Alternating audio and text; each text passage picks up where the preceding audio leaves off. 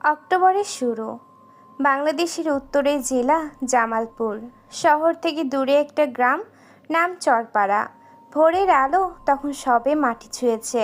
আকাশের পূর্ব কোণে লালচে আভা ছড়িয়ে পড়েছে দিগন্ত জুড়ে। যমুনার শাখা নদীর ধলেশ্বরীর পানিতে সে আলো পড়ে সোনার মতো ঝিকমিক করছে।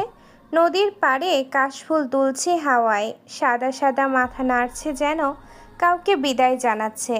ধানক্ষেত সবুজ হয়ে উঠেছে চারিদিকে। শিশিরে ভেজা পাতায় রোদের আলো পড়ে ঝিকমিক করছে। দূরে একটা মসজিদ থেকে ফজরের আজানে শেষ সুর মিলিয়ে গেছে বাতাসে। গ্রামটা জেগে উঠেছে ধীরে ধীরে। মোরগ ডাকছে, গরু ডাকছে, কোথাও কেউ উঠানে পানি ঢালছে। এই শান্ত ভোরের বুকে চরপাড়ার একটা টিনের চালের বাড়ির উঠোনে একটা ছেলে দাঁড়িয়ে আছে। পিঠে পুরনো কালো ব্যাগ, গায়ে সাদা শার্ট, পরনে কালো প্যান্ট। চেহারায় কোনো উত্তেজনা নেই, চোখে কোনো অস্থিরতা নেই, মুখ শান্ত, দৃষ্টি স্থির, যেন পাথরের খোদাই করা। এই ছেলেটার নাম আবির হাসান, বয়স 23। জামালপুরের এই মাটিতে জন্ম, এই মাটিতে বড় হওয়া। আজ সে যাচ্ছে ঢাকায়, কিন্তু কেন যাচ্ছে সেটা শুধু সে জানে। বাড়ির ভেতর থেকে একজন মহিলা বের হলেন, বয়স 50-এর কাছাকাছি। চুলে পাক ধরেছে, চোখের নিচে ক্লান্তির দাগ, কিন্তু মুখে মমতার আলো আছে। এই মহিলার নাম রাহিলা বেগম, আবিরের মা। হাতে একটা কাপড়ের বাঁধা টিফিন। তিনি উঠানে দাঁড়িয়ে থাকা ছেলের কাছে এগিয়ে গেলেন, টিফিনটা আবিরের হাতে ধরিয়ে দিয়ে ছেলেকে উদ্দেশ্য করে বললেন, আবির, রুটি বানাইছি, গরম থাকতে থাকতে খাইস। রাস্তায় বাসে বইসা খাইস, পেট খালি রাখিস না। ঢাকার হোটেলের খাবার ভালো না, তেল বেশি, মশলা বেশি, পেটের অসুখ হয়, মেসে ওঠে। নিজে রান্না করার চেষ্টা করবি, না পারলেও দেখে শুনে কোথায় খাস। আর শোন, রাতে ঘুমানোর আগে একটু খেয়ে নিস। শরীর ঠিক রাখতে হবে, মাথা ঠিক রাখতে হবে। শরীর না থাকলে কিছুই হবে না। আবির মায়ের হাত থেকে টিফিন নিল। রাহিলা বেগম ছেলের মুখের দিকে তাকিয়ে রইলেন, চোখে উদ্বেগ। একটু থেমে আবার ছেলেকে উদ্দেশ্য করে বললেন, ঢাকায় গিয়ে সাথে সাথে ফোন দিবি, মেসে পৌঁছালেও ফোন দিবি, রাতে শুতে যাওয়ার আগেও ফোন দিবি। ওই শহরে মানুষ চেনা যায় না, মুখে হাসি থাকে কিন্তু মনে কি আছে বোঝা যায় না। সবাইকে বিশ্বাস করিস না, বিপদে পড়বি। একা একা রাতে বের হইস না। এই শহরে ভালো মানুষের চেয়ে খারাপ মানুষ বেশি। আবির মায়ের মুখের দিকে তাকালো, সেই চোখে ক্লান্তি আছে, ভয় আছে। আবির শান্ত গলায় মাকে উদ্দেশ্য করে বলল, মা, চিন্তা করো না, আমি ঠিক থাকবো। তোমার ছেলে দুর্বল না, তুমি নিজেই জানো সেটা। আমি ছোটবেলা থেকে যা করেছি সব নিজে সামলেছি, ঢাকায় গিয়েও সামলাবো। তুমি শুধু নিজের শরীরের যত্ন নাও, ওষুধ খেতে ভুলো না, আর মিমের পড়াশোনার খোঁজ রেখো। আমি যাচ্ছি, কিন্তু আমার মাথায় সবসময় তোমাদের কথা থাকবে। রাহেলা বেগম ছেলের কথা শুনলেন, চোখ একটু ভিজে এলো, কিন্তু কাঁদলেন না। ছেলের সামনে কাঁদলে ছেলে কষ্ট পাবে। একটু থেমে আবার আবিরকে বললেন, তোর বাবা থাকলে আজকে কত খুশি হইতো। ছেলে বিশ্ববিদ্যালয়ে পড়তে যাইতেছে, এটা দেখার কথা ছিল তার, কিন্তু আল্লাহর ইচ্ছা ছিল না। তুই পড়াশোনা করিস, মানুষ হইস, সেটাই তোর বাবার আত্মার শান্তি হবে। আবির কিছু বলল না, মায়ের দিকে তাকিয়ে রইল এক মুহূর্ত, তারপর দৃষ্টি নামিয়ে নিল। ঠিক তখনই বাড়ির ভেতর থেকে দৌড়ে এলো একটা মেয়ে, বয়স 15, চুল এলোমেলো, চোখে এখনো ঘুমের ছায়া। এই মেয়েটার নাম মিম, আবিরের ছোট বোন। সে দৌড়ে এসে ভাইয়ের সামনে দাঁড়িয়ে হাঁপাতে হাঁপাতে ভাইকে উদ্দেশ্য করে বলল, ভাইয়া, আমার জন্য চকলেট আনবে, ঢাকার চকলেট, গ্রামে পাওয়া যায় না এমন। আর একটা নতুন কলম আনবে লাল রঙের। আর শোন, আমার জন্য একটা ছোট ডায়েরিও আনবে, যেটাই তালা আছে, মা পড়তে পারবে না এমন। কথাতে আনবে। আবির বোনের মাথায় হাত রাখলো। মিম ওপরে তাকিয়ে ভাইয়ের চোখের দিকে চাইলো। আনবো। মিম একটু ভেঙচি কেটে ভাইকে বলল, শুধু আনবো বললে হবে না, কথা দে, তুই কথা দিলে কথা রাখিস, তাই কথা নিতে চাইছি। আর জলদি জলদি ফিরে আসিস ভাইয়া। মা একা একা রাতে ঘুমাতে পারে না, ওটা বসে থাকে, আমি দেখি, কিন্তু আমিও তো ছোট, আমার ঘুম পাই, তুই থাকলে মা একটু ঠিক থাকে। আবির বোনের মাথা থেকে হাত নামালো, ঘুরে হাঁটতে শুরু করলো রাস্তার দিকে। সরু মাটির রাস্তা ধরে হেঁটে বাস স্ট্যান্ডে এলো আবির। স্ট্যান্ডের পাশে একটা চায়ের দোকান। দোকানদারের নাম আলম, রোগাটে চেহারা, মাথায় সাদা টুপি, বয়স 30 থেকে 35-এর কাছাকাছি। আলম ভাই আবিরকে দেখে আবিরকে উদ্দেশ্য করে জিজ্ঞেস করলেন, আবির, কই যাও আজকে? ব্যাগ লইয়া বার হইছে, বাড়িতে কিছু হয়েছে নাকি? আবির দোকানের সামনে বসলো, শান্তভাবে আলম ভাইকে জবাব দিল। ঢাকা বিশ্ববিদ্যালয়ে ভর্তি হয়েছে আলম ভাই, হিস্ট্রিতে পড়বো। আলম ভাই চা নাড়তে নাড়তে একটু থামলেন, তারপর একটা দীর্ঘশ্বাস ফেলে আবিরকে উদ্দেশ্য করে বললেন, তোমার বাবা থাকলে আজকে খুশিতে মিষ্টি বিলাইতো। ছেলে বিশ্ববিদ্যালয়ে পড়তে যাইতাছে, বাপের বুক গর্বে ভইরা যাইত। কিন্তু কপাল মন্দ তোমার বাবার, নিজের ছেলের এই দিনটা দেখতে পাইল না। তোমার বাবা ভালো মানুষ ছিল, সৎ মানুষ ছিল, সেইটাই তার কাল হয়েছে। যারা তাকে শেষ করছে তারা এখনো এই গ্রামে ঘুইরা বাড়াইতেছে, বুক ফুলাইয়া হাঁটতেছে। আবির চায়ের কাপ হাতে নিল, আলম ভাইয়ের কথা শুনলো, মুখে কিছু এলো না। একটু পর আলম ভাইকে উদ্দেশ্য করে বলল, দুনিয়ায় সব হিসাব একদিন মেলে আলম ভাই। যে অন্যায় করে সে ভাবে পার পাইয়া গেছে, কিন্তু দুনিয়াটা গোল, একদিন না একদিন সামনে পড়তেই হয়। যে জুলুম করে সে ভুলা যায়, কিন্তু যে জুলুম সহ্য করে সে ভোলে না, আর না ভোলাটাই একদিন শক্তি হয়ে যায়। আলম ভাই একটু অবাক হলেন এই বয়সের ছেলের মুখের এই কথা। তিনি আবিরকে জিজ্ঞেস করলেন, সেইটা কবে মিলব? কতদিন অপেক্ষা করতে হবে? তোমার মা কতদিন কষ্ট করবে? এই গ্রামের মানুষ এই জালিমদেরকে দেখা কতদিন চুপ করে থাকবো? আবির বাসের দিকে তাকালেন, দূরে ধুলো উড়িয়ে বাস আসছে। সে আলম ভাইয়ের দিকে ফিরে বলল, যখন মিলার সময় হবে তখন মিলবে। সময়ের আগে কিছু হয় না, সময়ের পরেও থাকে না, শুধু ধৈর্য ধরতে হয়। বাস এসে থামলো। আবির বলল, জানালার পাশের সিটে বসলো। বাস ছাড়লো, গ্রাম পেছনে পড়তে লাগলো, মাঠ পেছনে পড়তে লাগলো, নদী পেছনে পড়তে লাগলো। আবির একবারও পেছনে তাকালো না। 4 ঘন্টা পরে গাবতলী ঢাকা শহর। বাস থেকে নামতেই কানে এলো হর্নের শব্দ, নাকে এলো ধোঁয়ার গন্ধ, চোখে পড়ল মানুষের অসীম ভিড়। এই শহরের প্রতিদিন লক্ষ লক্ষ মানুষ হাঁটে, কিন্তু সবাই একা।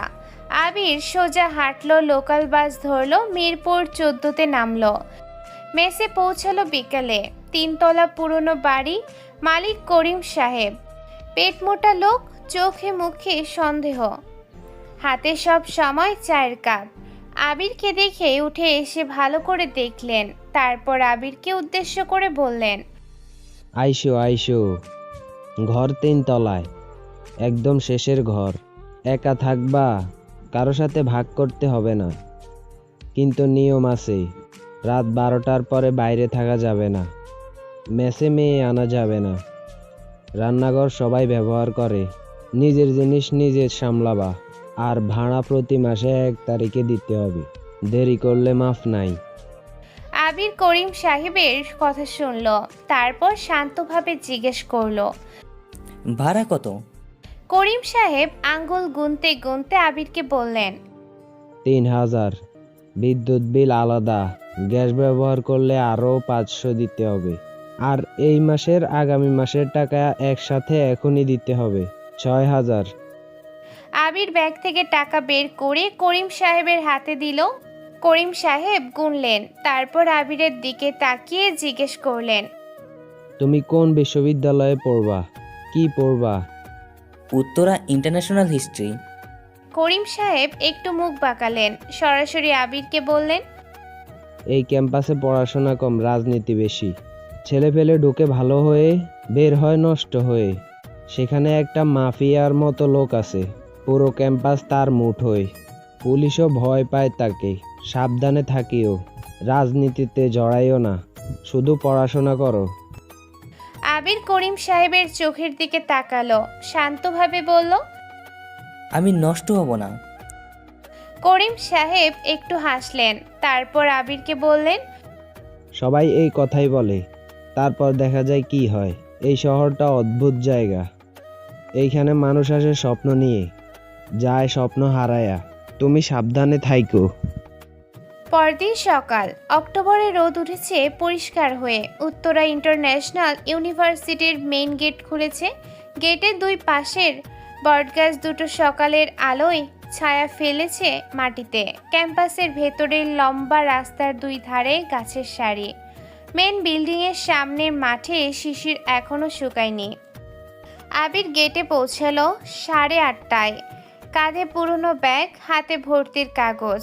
গেটের ভেতরে পা রাখতে যাবে তখনই মেন বিল্ডিংয়ের সামনে থেকে হইচইয়ের শব্দ এলো। আবির থামলো। মাঠের মাঝখানের একটা ছেলে দাঁড়িয়ে আছে, বয়স 20 থেকে 11 হবে। চেহারায় ভয়, হাতে ভর্তির কাগজ কাঁপছে। তার চারপাশ ঘিরে 5 জন সিনিয়র ছেলে। সবচেয়ে সামনে দাঁড়িয়ে শাকিল, 4র্থ বর্ষ, ইংলিশ ডিপার্টমেন্ট। লম্বা ভারী চেহারা, মাথায় জিল, গলায় চেন, চোখে উদ্যত। শাকিল মাঠে দাঁড়িয়ে থাকা ছেলেটাকে ঘুরে ঘুরে দেখল, তারপর তাকে উদ্দেশ্য করে বলল। কিরে, নাম কি তোর? চুপ কইরা দাঁড়াইয়া আছিস কেন? বোবা নাকি? এই ক্যাম্পাসে ঢুকেছিস, এখানে সিনিয়রদের সামনে মুখ খুলতে হয়। তোর বাপ তোরে শেখায় নাই নাকি বাপ মা নাই? ছেলেটা ঢোক গিলল, কণ্ঠ কাঁপছে, কিন্তু জবাব দিল। ভাই, আমার নাম তানভীর আহমেদ, গ্রাম থেকে এসেছি ভাই, নতুন অ্যাডমিশন। শাকিল পায়চারি করতে করতে তানভীরের চারপাশে ঘুরল, তারপর সামনে দাঁড়িয়ে তানভীরকে উদ্দেশ্য করে বলল। তানভীর আহমেদ, বাহ সুন্দর নাম। বাড়ি কোথায়? বাবা কি করেন? কত টাকা বাড়িতে আছে? এই ক্যাম্পাসে পড়তে আসছিস, খরচ কে দেবে? জানিস এখানে পড়াশোনার চেয়ে অন্য খরচ বেশি। তানভীর মাথা নামিয়ে কাপা গলায় জবাব দিল। ময়মনসিং, বাবা কৃষিকাজ করেন। শাকিল হাসলো আর তার দলের বাকিরাও হাসলো। সে হাসিতে বিদ্রুপ আছে। শাকিল আবার তানভীরকে উদ্দেশ্য করে বলল। কৃষক বাবার ছেলে বিশ্ববিদ্যালয়ে পড়তে আসছে, বাহ অনেক সাহস।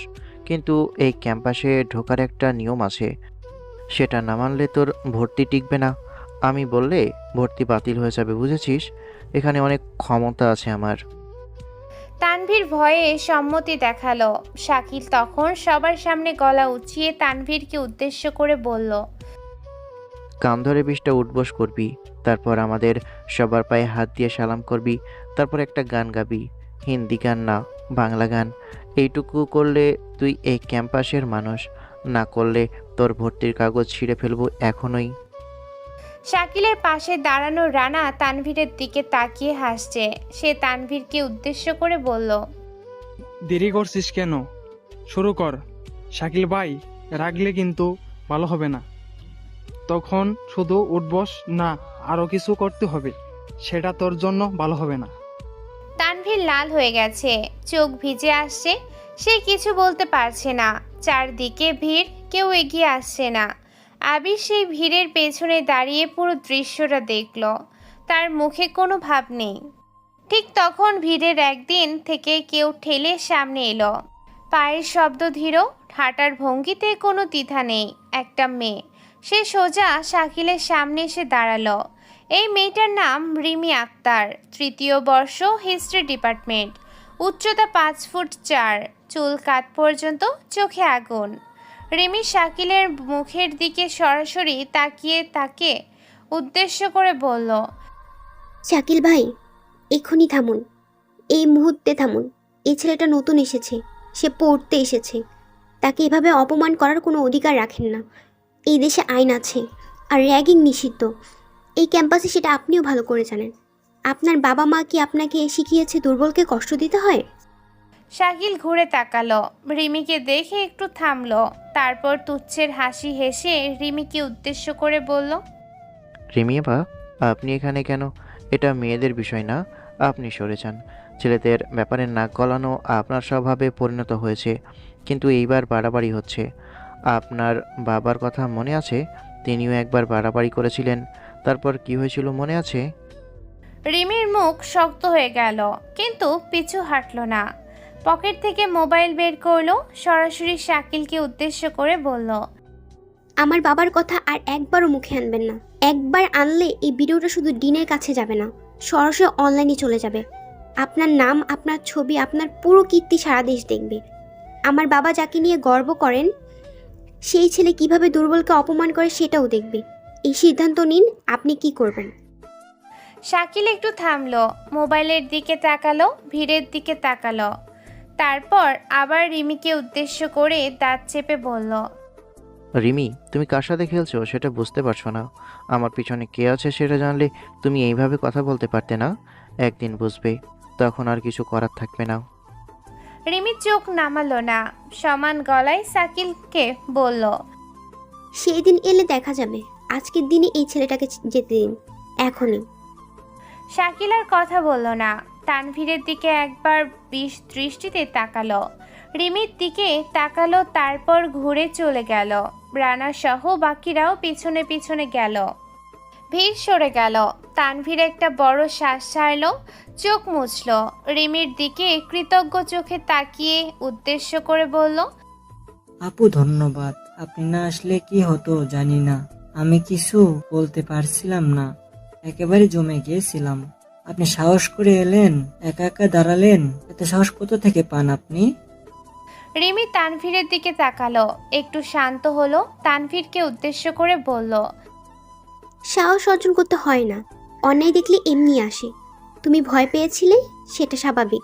কিন্তু শোনো, এই ক্যাম্পাসে একা থাকবে না, বন্ধু বানাও, বিশ্বাসযোগ্য বন্ধু খোঁজো। আর কেউ জোর করলে সরাসরি আমাকে বলবে। রিমি হিস্ট্রি ডিপার্টমেন্ট, সবাই চেনে। তানভীর একটু চিন্তিত মুখে রিমিকে জিজ্ঞেস করলো, কিন্তু আপু, শাকিল ভাই তো আপনার বাবার কথা বলল, মানে ওরা আপনার পরিবারকে চেনে। আপনার কি ভয় লাগে না? ওরা কি আপনার ক্ষতি করতে পারে? রিমি একটু থামলো, দূরের দিকে তাকালো, তারপর তানভীরকে বলল, ভয় লাগলে এখানে দাঁড়িয়ে থাকতাম না। আর ক্ষতি, ওরা আমার বাবার ক্ষতি করেছে, পত্রিকা বন্ধ করেছে, চাকরি নিয়েছে, কিন্তু বাবার মেরুদণ্ড ভাঙতে পারেনি, আমারটাও পারবে না। তানভীর আর কিছু বলল না। রিমি ঘুরে হাঁটতে লাগলো, আবিরের পাশ দিয়ে গেল, একবারও তাকালো না। আবির হিস্ট্রি ডিপার্টমেন্টের দিকে হাঁটলো। দ্বিতীয় তলায় সিঁড়িতে উঠতে গিয়ে দুটো ছেলের সাথে প্রায় ধাক্কা লাগলো। একজনের নাম জুবাইর হোসেন, লম্বা ফর্সা, মুখে সবসময় হাসি। আরেকজনের নাম হিমেল রহমান, একটু খাটো, গোলমুখ, মাথায় নীল ক্যাপ। জুবাইর আবিরকে দেখে হাসি মুখে বলল, ওই ভাই, সরি, তুমি নতুন তাই চিনিনি। আহত হওনি তো? দেখো ভাই, এই সিঁড়িতে সবসময় ভিড় থাকে, একটু সামলে উঠতে হয়। কোন ডিপার্টমেন্ট তোমার? প্রথম দিন মনে হচ্ছে। আবির মাথা নাড়ল। হিস্ট্রি 3য় বর্ষ। জুবাইর উজ্জ্বল হয়ে উঠল, হিমেলের দিকে তাকালো, তারপর আবিরকে উদ্দেশ্য করে বলল, আরে ভাই, আমরাও হিস্ট্রি 3য় বর্ষে। তাহলে তো একই ব্যাচ। বাড়ি কোথায় তোমার? আর কি ম্যাচে থাকবে? একা ঢাকায় থাকা কঠিন, বিশেষত এই ক্যাম্পাসে। বন্ধু থাকলে সুবিধা হয়। আমি জোবায়ের, এ হলো মিহেল। হিমেল আবিরের দিকে তাকিয়ে বলল, কোথা থেকে এসেছে এই ক্যাম্পাসে? নতুন এলে কিছু জিনিস আগে থেকে জানা দরকার, না জানলে বিপদে পড়তে হয়। আবির সংক্ষেপে জবাব দিল, আমি জামালপুর থেকে এসেছি, আর মিরপুরে মেস নিয়েছি। জুবাইরের সাথে সাথে আবিরকে উদ্দেশ্য করে বলল, মিরপুর? ভাই, আমিও মিরপুরে। তাহলে প্রতিদিন একসাথে আসা যাবে। কাগজ জমা দাও আগে, তারপর ফারুক ভাইয়ের ক্যান্টিনে চলো। সিঙ্গারা খেতে খেতে এই ক্যাম্পাসের আসল গল্পটা বলি।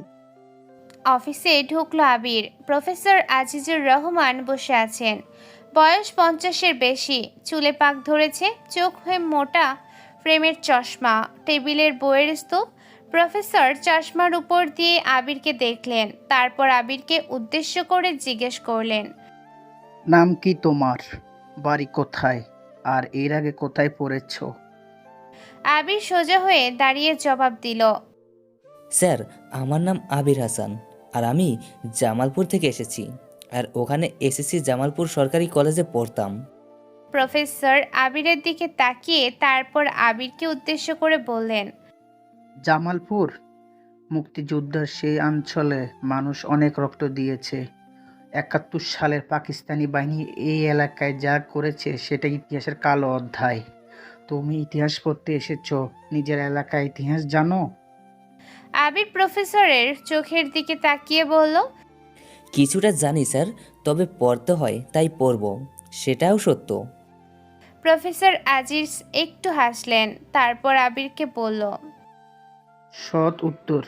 অধিকাংশ ছাত্র বলে খুব ভালো লাগে ইতিহাস। আসলে কিছু লাগে না। তুমি অন্তত সত্যি কথাই বলেছ। ইতিহাস একদিন ভালোই লাগবে, যেদিন বুঝবে বর্তমানটা কিভাবে অতীত থেকে তৈরি হয়েছে। তোমার কাগজ দাও। প্রফেসর সই করতে করতে আবিরকে বললেন, কাল থেকে ক্লাস, সকাল 10টায়।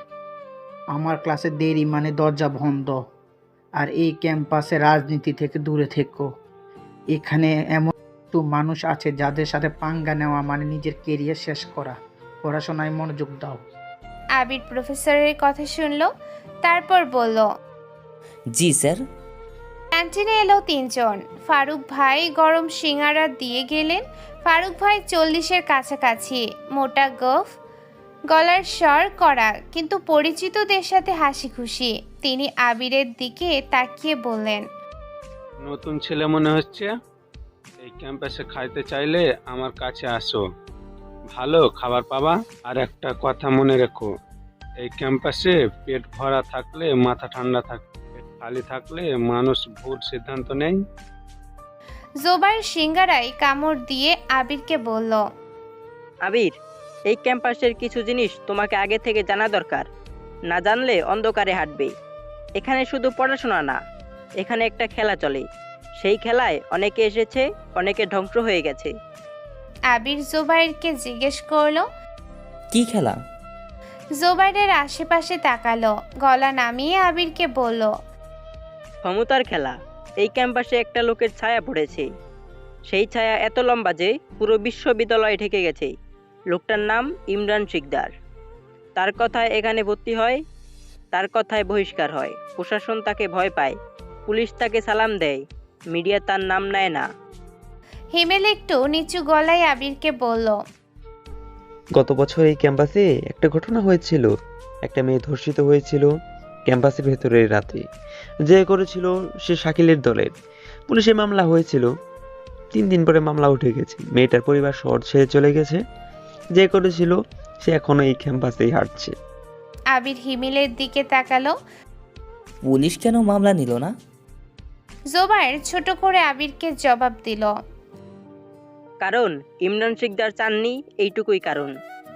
এই দেশে আইন আছে, কিন্তু আইনের উপরে আরেকটা জিনিস আছে, সেটা হলো টাকা আর ক্ষমতা। আবির চায়ের চুমুক দিল।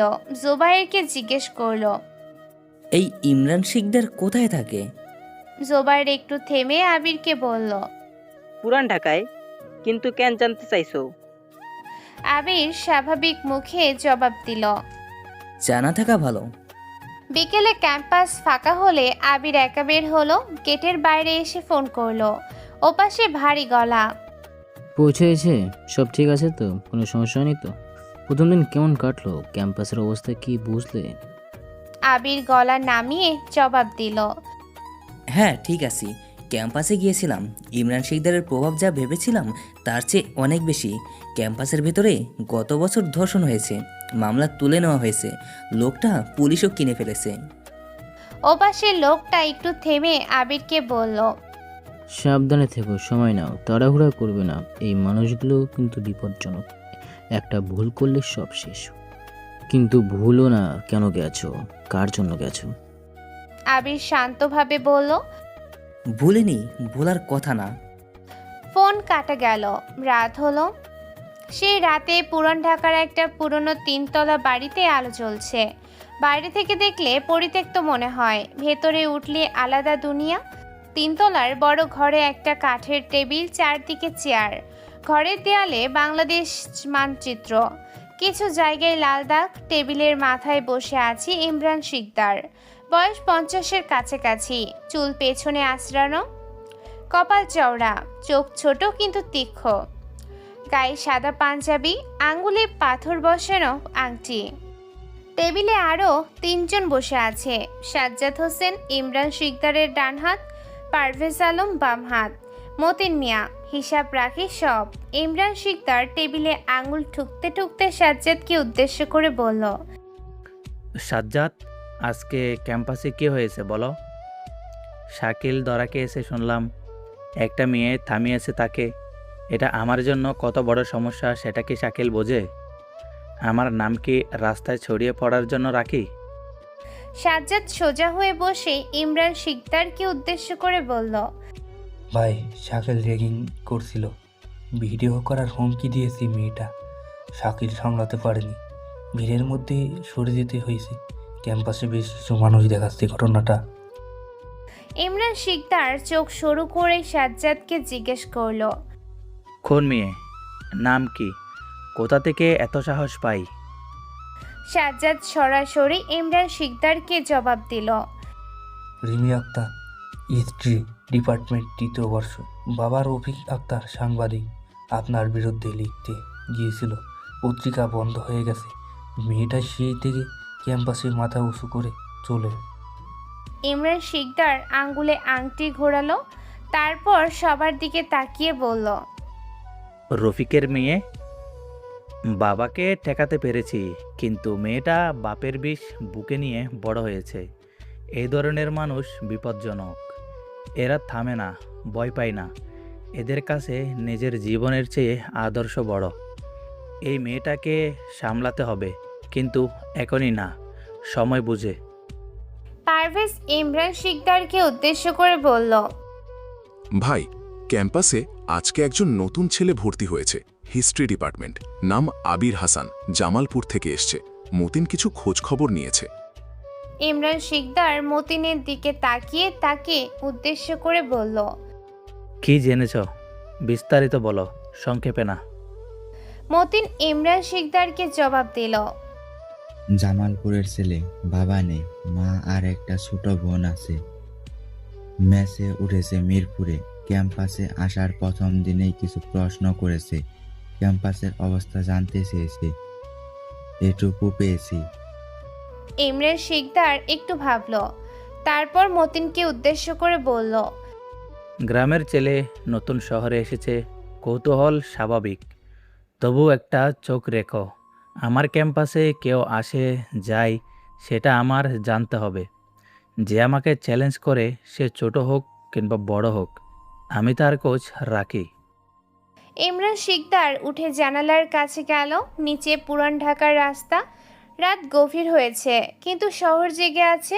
ইমরান শিকদার জানালার বাইরে তাকিয়ে থেকে বলল, এই দেশটা একটা বাগান।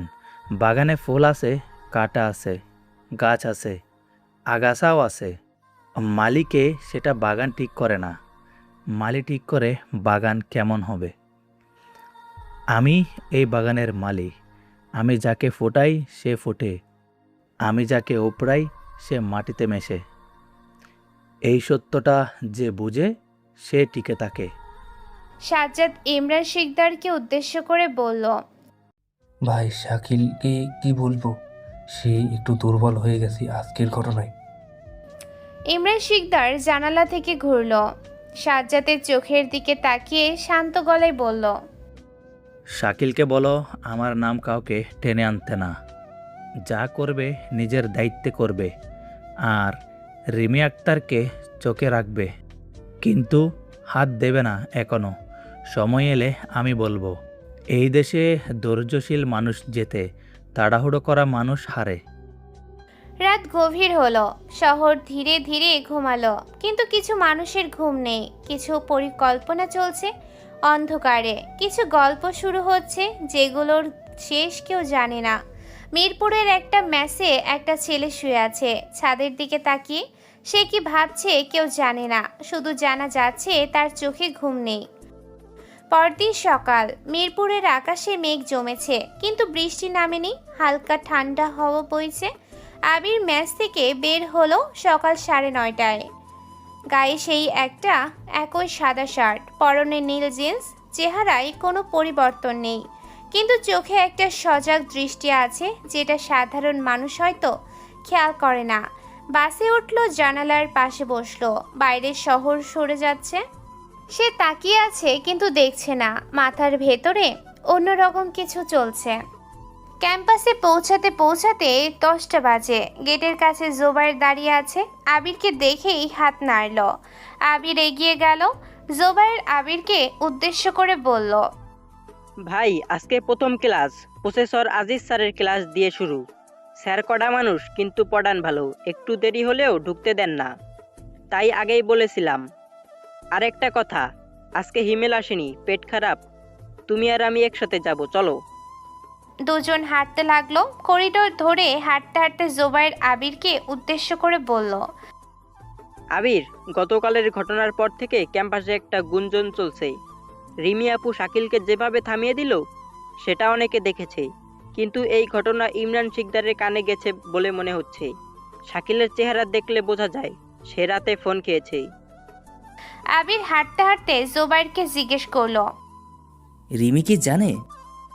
জোবায়ের একটু ভাবলো, তারপর আবিরকে বলল, জানে কি না জানি না, কিন্তু এ এত সহজে ভয় পাওয়ার মানুষ না।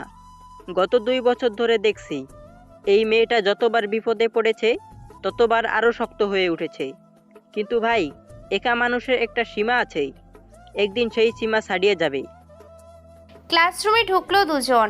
বড় হল, 50টার মতো সিট, অর্ধেক ভর্তি হয়ে গেছে। সামনের সারিতে বেশ কিছু মেয়ে বসে আছে।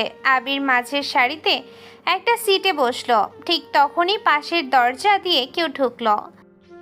রিমি আক্তার। আজকে সালোয়ার কামিজ পরেছে, চুল বাঁধা, হাতে বই।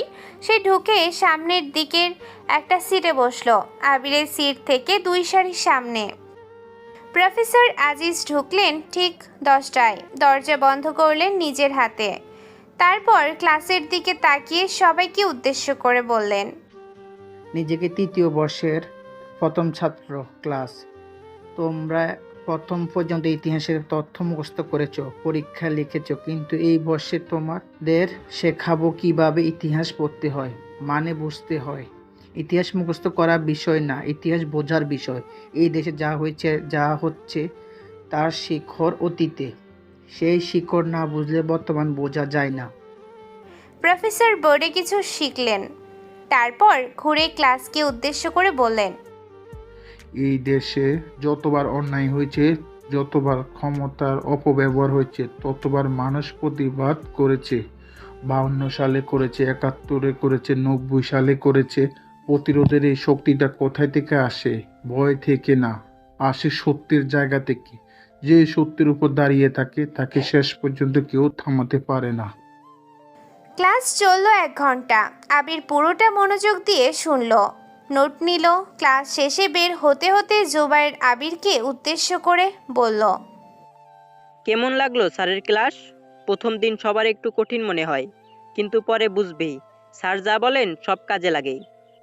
আবির করিডোরে হাঁটতে হাঁটতে জোবায়েরকে বলল, ভালো লেগেছে স্যার, সত্যি কথা বলেন। করিডোরে হাঁটতে হাঁটতে হঠাৎ সামনে একটা দৃশ্য দেখা গেল। রিমি একটা কোণে দাঁড়িয়ে আছে, আর তার সামনে শাকিল। শাকিলের পাশে রানা আর আরও 2 জন। শাকিল রিমির দিকে এগিয়ে গিয়ে রিমিকে উদ্দেশ্য করে বলল, রিমি আপা, গতকাল ব্যাপারটা নিয়ে কথা বলতে চাই। তুমি ভিডিও করেছো ভালো কথা, কিন্তু সেই ভিডিও যদি বাইরে যায় তাহলে তোমার জন্য ভালো হবে না। তোমার বাবা এখন বেকার বসে আছেন, তোমার পড়াশোনার খরচ কিভাবে চলছে সেটা আমি জানি। একটু বুদ্ধি করে চললে তোমারও ভালো, আমারও ভালো।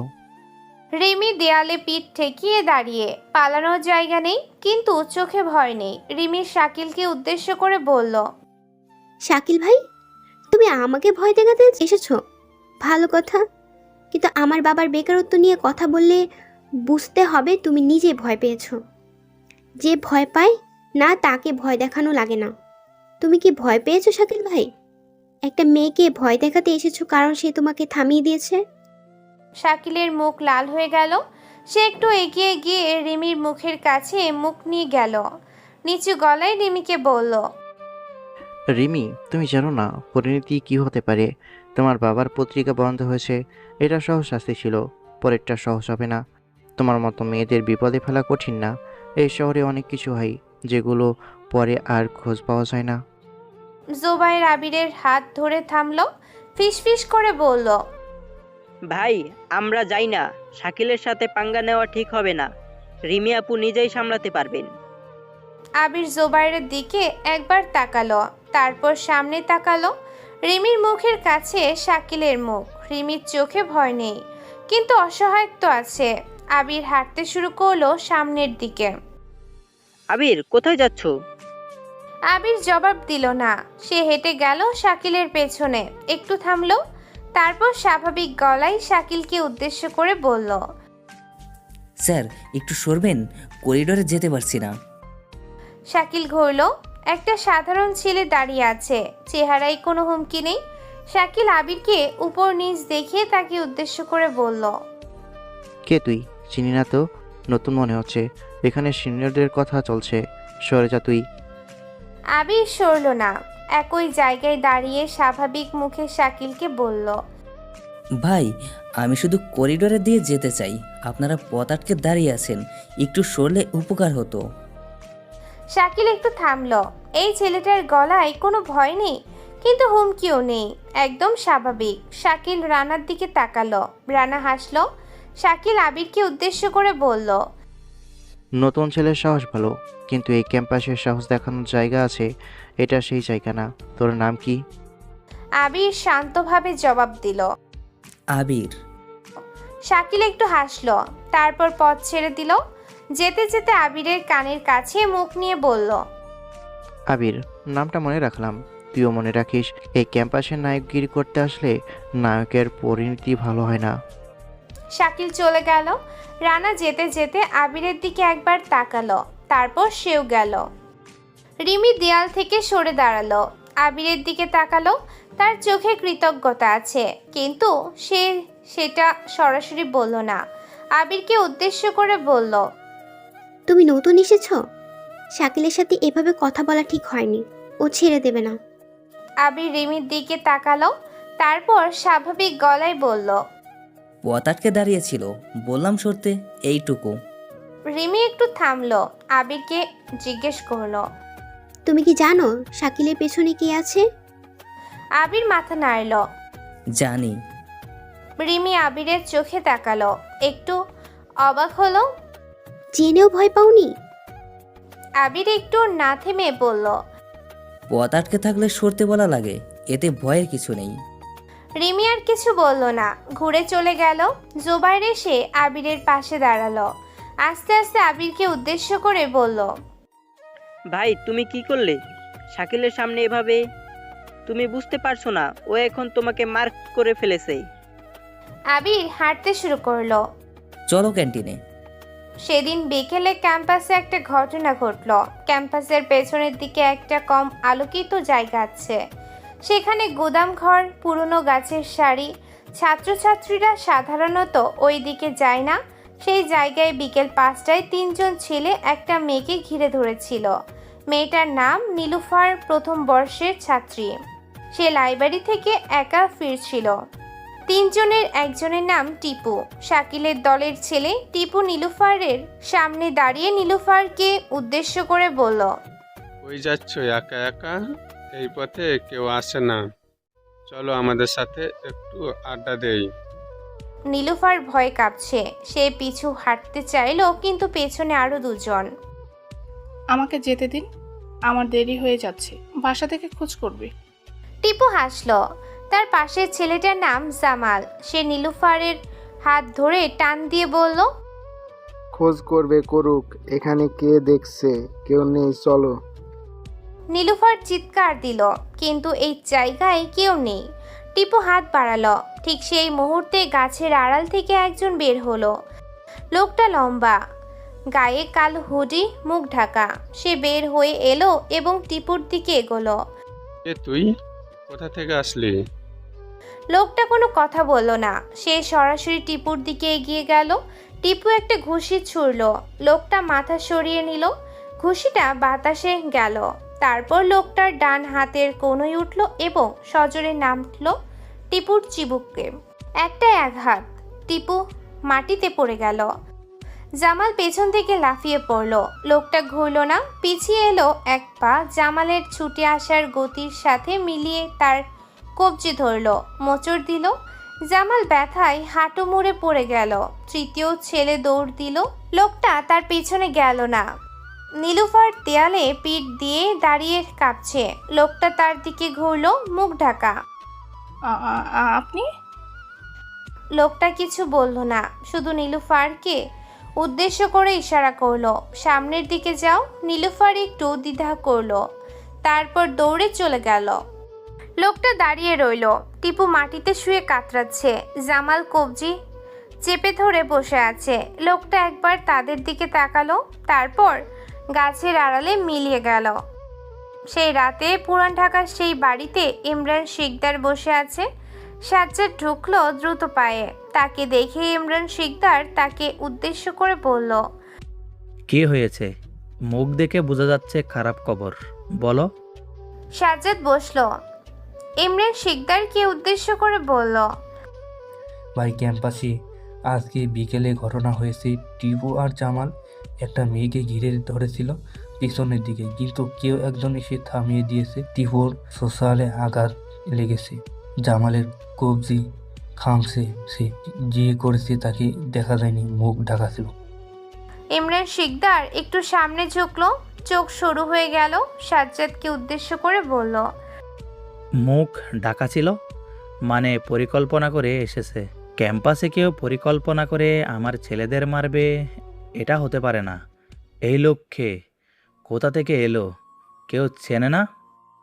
সাজ্জাদ মাথা নাড়ল। তৃতীয় ছেলে ভয় পালিয়ে গিয়েছিল।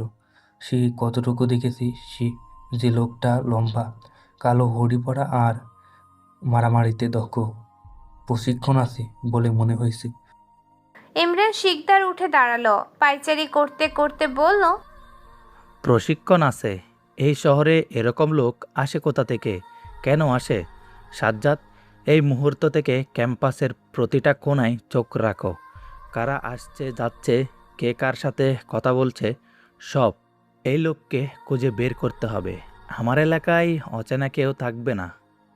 পারভেজ একটু ইতস্তত করে ইমরান শিকদারকে বলল, ভাই একটা কথা, সেই নতুন ছেলে আবির আজকে করিডোরে শাকিলের সাথে কথা বলেছে, শাকিলকে সরে যেতে বলেছে, শাকিল সরেও গেছে। ইমরান শিকদার থামলো, পারভেজের দিকে তাকিয়ে বলল, শাকিল সরে গেছে? শাকিল মাহমুদ একটা সাধারণ ছেলের কথায় সরে গেছে, এই কথা আমাকে বলছো? পারভেজ মাথা নিচু করে ইমরান শিকদারকে বলল, জি ভাই, মানে শাকিল মনে হয় বুঝতে পারেনি কিভাবে সামলাবে। ছেলেটা একদম স্বাভাবিক ছিল, ভয়ের চিহ্ন ছিল না। ইমরান শিকদার আবার পায়চারি শুরু করলো, একটু চিন্তা করে বলল, গ্রামের ছেলে, বাবা নেই, মা আর বোন নিয়ে সংসার, সাধারণ মেস, সাধারণ পোশাক, কিন্তু ভয় নেই। এই ধরনের মানুষ দুই রকম হয়, হয় সত্যিই সাধারণ আহাম্মক, নয়তো অসাধারণ বিপজ্জনক। মতিন মতিন সতর্ক হয়ে ইমরান শিকদারকে উদ্দেশ্য করে বলল, জি ভাই। ইমরান শিকদার মতিনকে সরাসরি বলল, এই আবির হাসানের বাবার মৃত্যু কিভাবে হয়েছিল সেটা খুঁজে বের করো। জামালপুরে কেউ আছে আমাদের, তাকে পাঠাও। ছেলেটার গ্রামের ইতিহাস জানতে চাই 1 সপ্তাহের মধ্যে। মতিন মাথা নাড়ল। জি ভাই, হয়ে যাবে। ইমরান শিকদার আবার জানালার কাছে গেল। নিচে শহর, রাত গভীর হচ্ছে। ইমরান শিকদার জানালার বাইরে তাকিয়ে বলল, এই দেশে আমি 25 বছর ধরে আছি। 25 বছরে অনেক মানুষ এসেছে আমার বিরুদ্ধে, সবাই হারিয়ে গেছে, কেউ জেলে গেছে, কেউ দেশ ছেড়েছে, কেউ চুপ হয়ে গেছে, কেউ কেউ আর কথা বলার অবস্থায় নেই। এই শহরে আমি যা চাই তাই হয়, যা চাই না তা হয় না। সাজ্জাদ ইমরান শিকদারকে উদ্দেশ্য করে আসতে বলল, ভাই রিমি আক্তারকে কি এখন চাপ দেবো, সে ভিডিও করছে, সেটা একটা ঝুঁকি। ইমরান শিকদার ঘুরল, সাজ্জাদের দিকে তাকিয়ে বলল, না, এখন না, ওকে একটু খেলতে দাও। যে দড়ির উপরে সে হাঁটছে সে জানে না দড়ির নিচে কি আছে। জানলে হাঁটতো না। রিমি হাঁটছে, একদিন দড়ি খাটবো, সেদিন বুঝবে। সেই রাতে মিরপুরের একটা পুরনো গুদাম ঘরে আলো জ্বলছে। বাইরে থেকে মনে হবে পরিত্যক্ত। ভেতরে 4 জন লোক বসে আছে। তাদের একজনের পরনে সাধারণ পোশাক।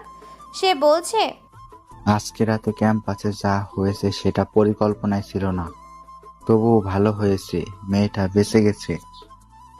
কিন্তু ইমরান শিকদার এখন সতর্ক হয়ে যাবে, ক্যাম্পাসে চোখ বাড়াবে। তৃতীয় লোক একটু ভেবে বলল, চোখ বাড়ালে সমস্যা নেই, যাকে খুঁজবে সে ধরা দেবে না, যতদিন না সময় আসে। চুপ হয়ে গেল সবাই। আলো জ্বলছে, বাইরের শহর ঘুমাচ্ছে। পরদিন সকালে ক্যাম্পাসে একটা গুঞ্জন। গতকালের ঘটনা ছড়িয়ে পড়েছে। নীলুফার কাউকে বলেছে, সে বলেছে আরেকজনকে। এখন পুরো ক্যাম্পাস জানে কাল রাতে পেছনের দিকে কি হয়েছিল, এবং একজন মুখ ঢাকা লোক এসে থামিয়েছে। ক্যান্টিনে বসে জুবাইর আবিরকে উদ্দেশ্য করে বলল, ভাই শুনেছো কাল রাতে কি হয়েছে? একজন মুখ ঢাকা লোক এসে টিপু আর জামালকে মাটিতে ফেলে দিয়েছে। নীলুফারকে বাঁচিয়েছে, কেউ চেনে না তাকে। হিমেল উত্তেজিত হয়ে আবিরকে উদ্দেশ্য করে বলল, এই ক্যাম্পাসে এরকমই কেউ আছে ভাবতে পারিনি। শাকিলের লোকদের এভাবে মেরে চলে গেল, কেউ ধরতেও পারলো না। এখন শাকিল পুরো ক্যাম্পাস তন্ন তন্ন করে খুঁজছে। আবির চায়ে চুমুক দিল। জুবাইরকে জিজ্ঞেস করলো, নীলুফার এখন কেমন আছে? জুবাইর আবিরকে জবাব দিল, ভয়ে আছে, ক্লাসে আসেনি আজকে। মেয়েটার পরিবার জানলে হয়তো পড়াশোনা বন্ধ করে দেবে। এই ক্যাম্পাসে এরকম হলে পরিবার মেয়েদের তুলে নেয়। রিমি সেদিন ক্যান্টিনে এলো একা। 1 কাপ চা নিয়ে বসলো একটু দূরে। সে ভাবছে কিছু একটা।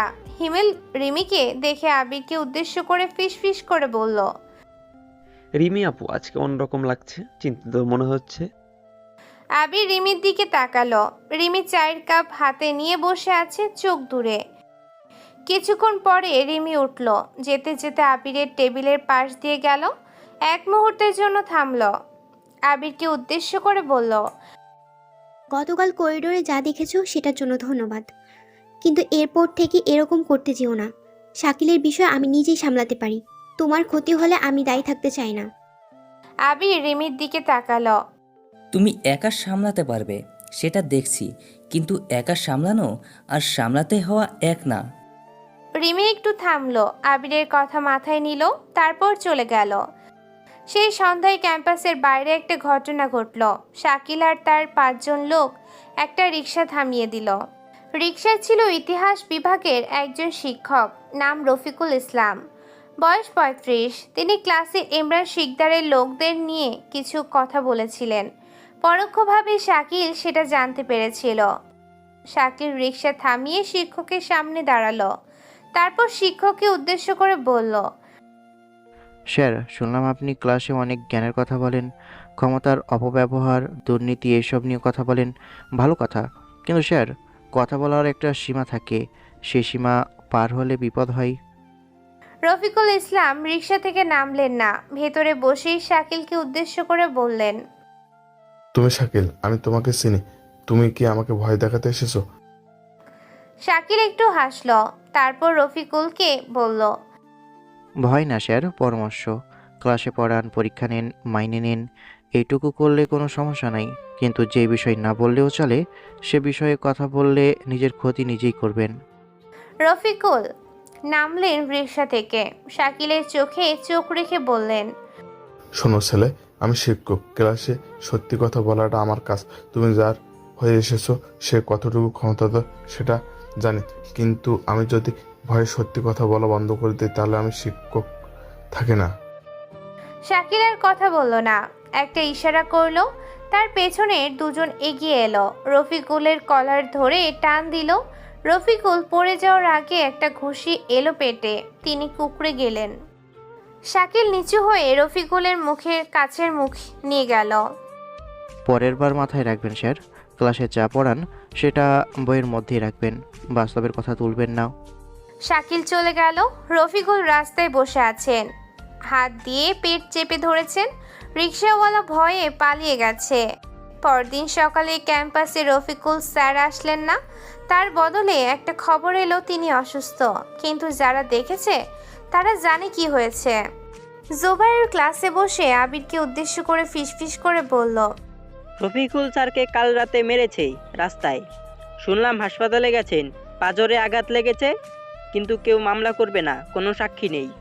আবির জোবাইয়ের কথা শুনলো, মুখে কিছু বলল না, কিন্তু হাতের কলম একটু শক্ত হলো। সেই দিন বিকেলে রিমি একা হাঁটছিল ক্যাম্পাসের বাইরে। তার বাবাকে ফোন করেছিল। রফিকুল স্যারের ঘটনা তাকে ভেতরে ভেতরে কাঁপাচ্ছে। সে একটা চায়ের দোকানে বসলো, ফোন কানে দিল। মা, কেমন আছিস? ক্লাস ঠিকঠাক হচ্ছে? রিমি কণ্ঠ ঠিক রেখে বাবাকে উদ্দেশ্য করে বলল, ভালো আছি বাবা, ক্লাস হচ্ছে। তুমি কেমন আছো? শরীর ঠিক আছে? রফিক আক্তার একটু থেমে মেয়েকে উদ্দেশ্য করে বললেন, রিমিমা, একটা কথা বলবো। তুই ক্যাম্পাসে যা করছিস, ওই শাকিলের বিরুদ্ধে যা করেছিস, এসব কানে আসছে আমার। তুই থামিস। বাবাটা তোরে বলেছে ওই মানুষগুলো আমার সর্বনাশ করেছে, তোকে করবে, থামিস। রিমি গলা শক্ত করলো, বাবাকে উদ্দেশ্য করে বলল, বাবা, তুমি চুপ করেছিলে বলে ওরা আরও বেড়েছে। তুমি চুপ করলেই আরও বাড়বে। এই ক্যাম্পাসে গত বছর একটা মেয়ে ধর্ষিত হয়েছে, মামলা উঠে গেছে। কাল রাতে আরেকটা মেয়েকে ধরেছিল। কাল একজন শিক্ষককে মেরে রাস্তায়। আমি কিভাবে চুপ করব বাবা? রফিক আক্তার একটু চুপ করে রইলেন, তারপর কাপা গলায় মেয়েকে বললেন, রিমি, তোর মায়ের কথা মনে কর, আমার কথা মনে কর। তুই না থাকলে আমার কি হবে? পত্রিকা গেছে গেছে, চাকরি গেছে গেছে, তুই থাকলেই আমাদের সব আছে। রিমির চোখ ভিজে এলো, কিন্তু কণ্ঠ ভাঙল না। বাবা, তোমার মেয়েকে চেনো না? আমি ঠিক থাকবো, তুমি ভালো থাকো। ফোন রাখলো রিমি, চায়ের কাপ নামিয়ে রাখলো। বাইরে বিকেলের আলো ফিকে হয়ে আসছে। সেই রাতে ইমরান শিকদারের বাড়িতে একটা বৈঠক হলো। এবার শুধু সাজ্জাদ আর পারভেজ না, আরও কিছু লোক এসেছে। এলাকার দুজন কাউন্সিলর, একজন ব্যবসায়ী এবং একজন পুলিশ কর্মকর্তা। পুলিশ কর্মকর্তার নাম ইন্সপেক্টর কামাল হোসেন, বয়স 45, পেট মোটা, চোখে ক্লান্তি। সবাই বসার পর ইমরান শিকদার কামাল হোসেনকে উদ্দেশ্য করে বলল, কামাল ভাই, ক্যাম্পাসের ঘটনাগুলো আপনার থানার অধীনে। একটা মেয়ে অভিযোগ করতে পারে, একজন শিক্ষক অভিযোগ করতে পারে। সেই অভিযোগগুলো যেন থানার দরজার পার না হয়, একটু নিশ্চিত করুন। কামাল হোসেন একটু নড়েচড়ে বসে ইমরান শিকদারকে উদ্দেশ্য করে বলল, ভাই, এটা তো আগে করেছি, কিন্তু এইবার একটু সমস্যা আছে। উপরে কিছু চাপ আছে। নতুন ডিআইজি এসেছে, তিনি একটু সক্রিয়। ইমরান শিকদার একটু থামলো, তারপর কামাল হোসেনকে বলল, নতুন ডিআইজির বাড়ি কোথায়? পরিবার কোথায়? কোনো দুর্বলতা আছে? মানুষের দুর্বলতা থাকে কামাল ভাই, খুঁজে বের করতে হয়। আমি 25 বছরে এইটুকু শিখেছি। কামাল হোসেন মাথা নাড়ল। ঠিক আছে ভাই, দেখছি। ইমরান শিকদার তখন কাউন্সিলরদের দিকে তাকালো, তারপর বলল, আর শুনুন, এই মাসে ওয়ার্ডে একটা উন্নয়ন কাজ শুরু হবে। রাস্তা হবে, নালা হবে। সেই ঠিকাদারি কাকে দেওয়া হবে সেটা আমি পাঠাবো। কেউ প্রশ্ন তুলবে না, এটাই আমার শর্ত। কাউন্সিলররা মাথা নাড়ল। বৈঠক শেষে একজন একজন করে বের হলো। শেষে ইমরান শিকদার আর সাজ্জাদ রইল। ইমরান শিকদার সাজ্জাদকে উদ্দেশ্য করে বলল, সাজ্জাদ, এই মুখ ঢাকা লোকের খোঁজ পেয়েছ? সাজ্জাদ মাথা নাড়ল। ইমরান শিকদার চেয়ারে হেলান দিল, সাজ্জাদকে উদ্দেশ্য করে বলল, যে লুকিয়ে থাকে সে ভয় পায় বলে লুকায় না, সে সময়ের জন্য অপেক্ষা করে বলে লুকায়। এই লোক সময়ের জন্য অপেক্ষা করছে। সে বিপজ্জনক, তাকে আমার আগে খুঁজে বের করতে হবে আগে। নভেম্বরের শুরু, ঢাকার আকাশে শীতের আভাস এসেছে। সকালে কুয়াশা থাকে, বিকেলে হালকা ঠান্ডা হাওয়া বয়।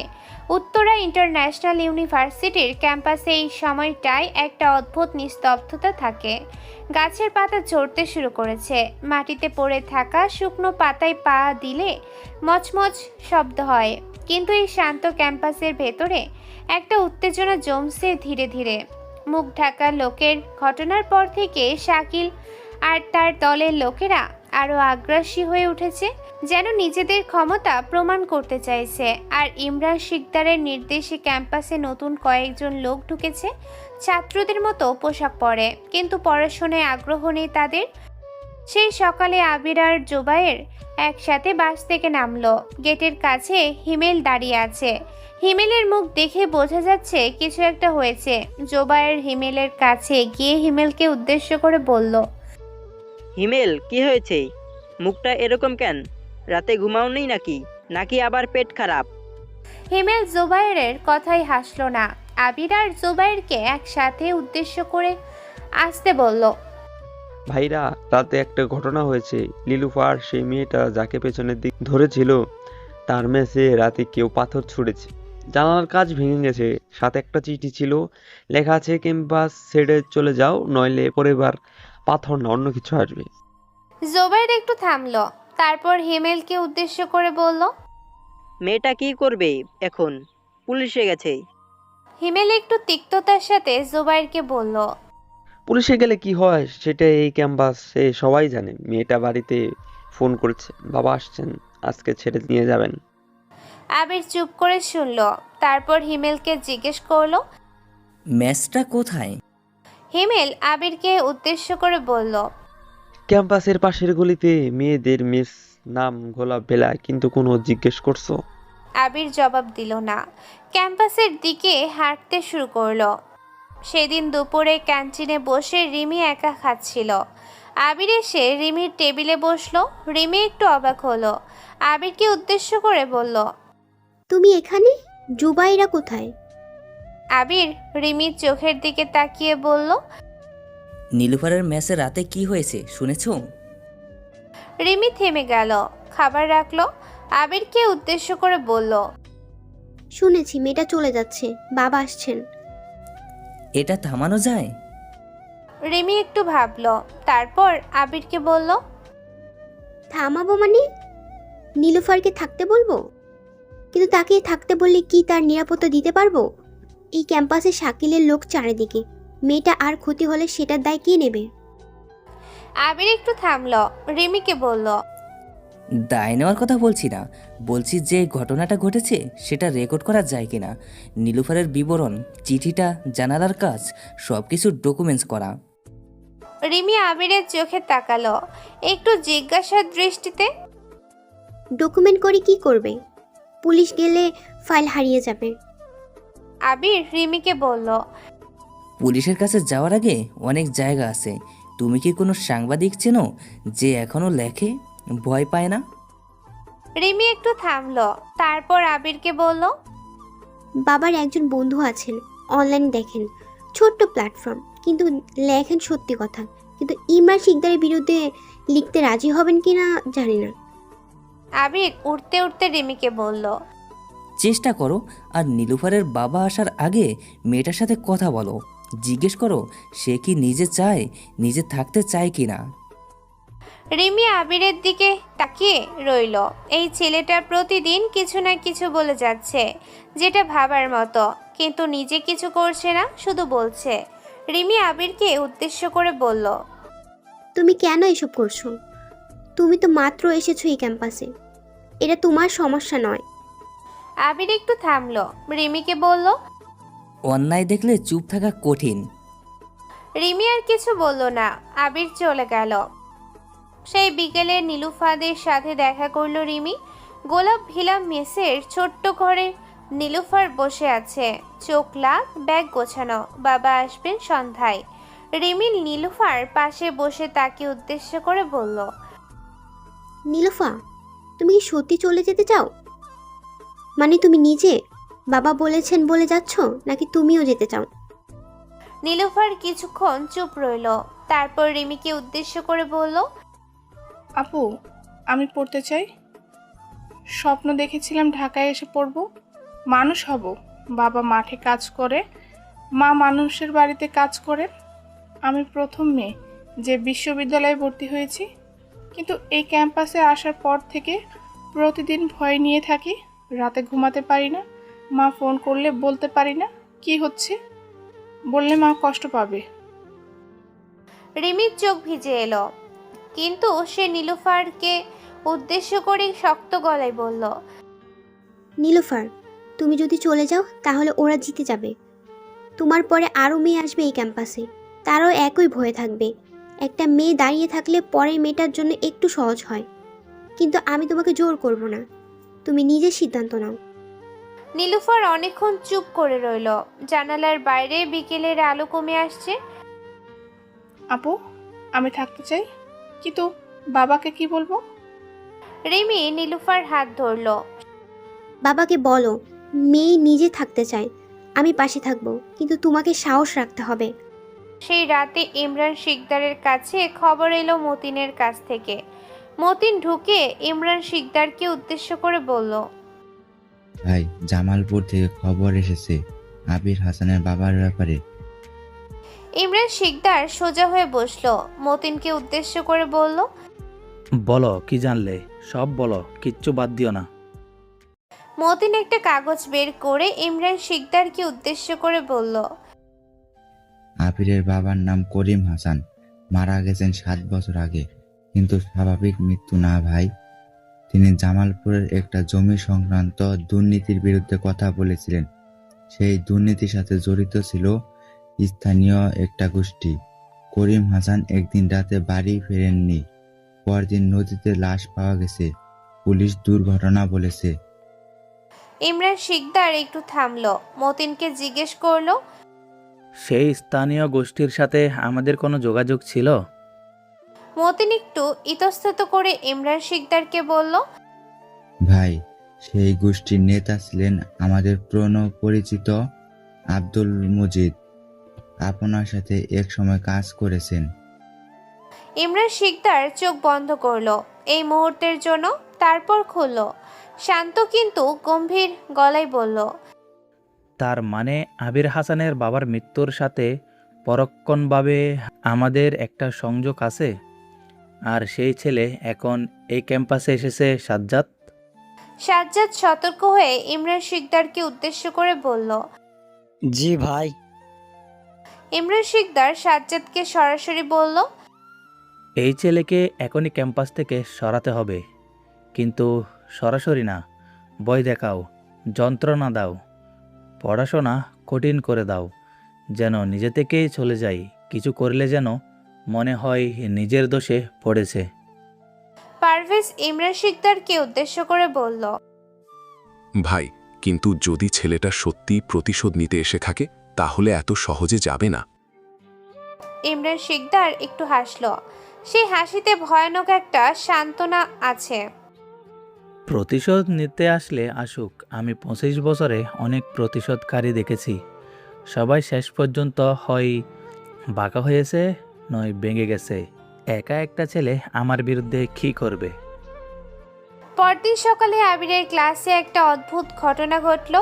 ক্লাস শুরুর আগে আবিরের ব্যাগ থেকে একটা কাগজ পড়ে গেল। জোবাইর কুড়িয়ে দেখলো কাগজে লেখা কিছু নকলের উত্তর। শাকিলের একজন লোক শিক্ষকের কাছে সেটা নিয়ে গেল এবং বলল আবির নকল করার জন্য কাগজ এনেছে। শিক্ষকের নাম সাইফুল ইসলাম, বয়স 40-এর কাছাকাছি, মুখে কড়া ভাব।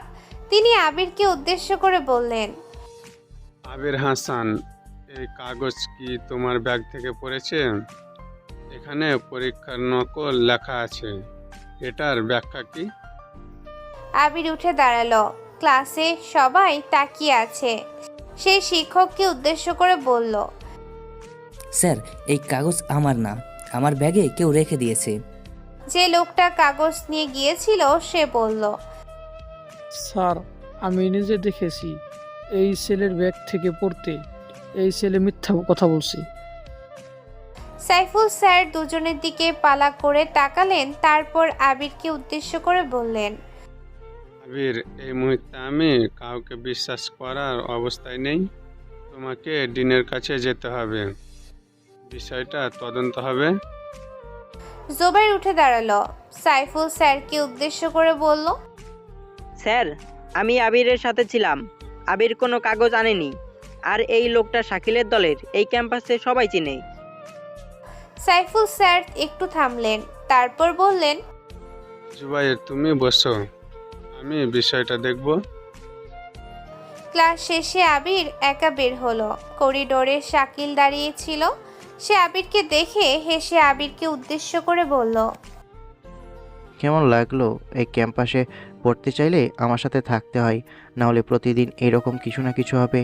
আজকে নকলের কাগজ, কালকে অন্য কিছু। তোমার কেরিয়ার শেষ হতে বেশি সময় লাগবে না। আবির থামলো, শাকিলের দিকে তাকালো। শাকিলের চোখের দিকে তাকিয়ে আবির শাকিলকে বলল, শাকিল ভাই, তুমি ক্লান্ত হবে আগে। শাকিল একটু থমকালো। এই ছেলের গলায় কোনো রাগ নেই, কোনো ভয় নেই, শুধু একটা শান্ত নিশ্চয়তা আছে। শাকিল একটু সামলে নিয়ে আবিরকে বলল, ক্লান্ত আমি? তুই জানিস না আমার পেছনে কে আছে? আবির মুখ সরালো, হেঁটে চলে গেল। সেই সন্ধ্যায় রিমি তার বাবার বন্ধু সাংবাদিক শহীদুল আলমের সাথে দেখা করলো একটা ছোট চায়ের দোকানে। শহীদুল আলমের বয়স 50-এর কাছাকাছি, শুকনো চেহারা, চোখে চশমা, কিন্তু চোখে একটা তীক্ষ্ণতা আছে। রিমি শহীদুল আলমকে উদ্দেশ্য করে বলল, চাচা, আপনাকে একটা বিষয় সাহায্য দরকার। উত্তরা ন্যাশনাল ইউনিভার্সিটিতে কি হচ্ছে সেটা লিখতে পারবেন? একটা মেয়ে ধর্ষণের শিকার হয়েছে, মামলা উঠে গেছে। একজন শিক্ষককে রাস্তায় মেরেছে। একটা মেয়েকে ভয় দেখিয়ে পড়াশোনা ছাড়তে চাইছে। সবকিছুর পেছনে ইমরান শিকদার। শহীদুল আলম চায়ে চুমুক দিলেন, তারপর রিমিকে উদ্দেশ্য করে বললেন, রিমি মা, তোমার বাবা একই কাজ করতে গিয়ে কি হয়েছে সেটা কি ভুলে গিয়েছো? ইমরান শিকদার সাধারণ মানুষ না, তার হাত অনেক লম্বা। আমার প্ল্যাটফর্ম ছোট, কিন্তু লিখলে সে জানতে পারবে, তখন আমার পরিবার বিপদে পড়বে। রিমি শহীদুল আলমের চোখে তাকালো, তাকে উদ্দেশ্য করে বলল, চাচা, আপনি সাংবাদিক, সত্যি লেখার জন্য এই পেপার এসেছিল। ভয়ে সত্যি না লিখে তার সাংবাদিক কিসের? আমি জানি বিপদ আছে, কিন্তু যদি কেউ না লেখে তাহলে এই মেয়েগুলো, এই শিক্ষকরা কোথায় যাবে? শহীদুল আলম দীর্ঘক্ষণ চুপ করে রইলেন, তারপর রিমিকে উদ্দেশ্য করে বললেন, প্রমাণ আছে, শুধু কথাই লেখা যাবে না, ডকুমেন্ট লাগবে, সাক্ষী লাগবে, ভুক্তভোগী নিজে কথা বলতে রাজি হতে হবে। রিমি মাথা নাড়ল, আমি জোগাড় করব, আপনি শুধু বলুন লিখবেন কিনা। শহীদুল আলম একটু থামলেন, চশমা ঠিক করলেন, তারপর রিমিকে বললেন, তোমার বাবার মেয়ে তুমি। রফিক ভাই বলতেন সত্যটা একদিন জিতবেই, শুধু কেউ না কেউ সেটা ধরে রাখতে হবে। ঠিক আছে, প্রমাণ আনো, আমি লিখব। রিমি বের হলো। রাতের ঠান্ডা হাওয়ায় তার মুখে একটু হাসি এলো। সেই রাতে ক্যাম্পাসের পেছনের দিকে অন্ধকার গলিতে একটা ঘটনা ঘটলো। শালিকের 3 জন লোক একটা ছেলেকে ধরে এনেছে। ছেলেটার নাম রাসেল, প্রথম বর্ষের ছাত্র। রাসেল নীলুফার পক্ষে কথা বলেছিল, সেটাই অপরাধ। 3 জন রাসেলকে দেয়ালে ঠেসে ধরলো। একজনের নাম জাহিদ, সে রাসেলের কলার ধরে রাসেলকে উদ্দেশ্য করে বলল, রাসেল, তুই কেন মাঝে মাঝে বড় হতে চাস? নীলুফারের পক্ষে কথা বলছিলি কেন? তোকে কে বলছে কথা বলতে? চুপ থাকলে ভালো থাকতি। রাসেল ভয়ে কাঁপছে, কিন্তু বলল, মেয়েটার সাথে অন্যায় হয়েছিল, সেটার বিরুদ্ধে বলাটা অন্যায় না? জাহিদ একটা ঘুষি মারল রাসেলের পেটে।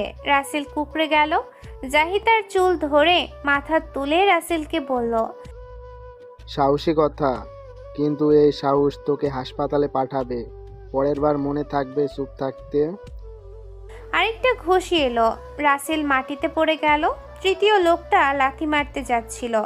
ঠিক তখনই গলির মাথায় একটা ছায়া দেখা গেল, কালো হুডি, মুখ ঢাকা। লোকটা দ্রুত হেঁটে এলো।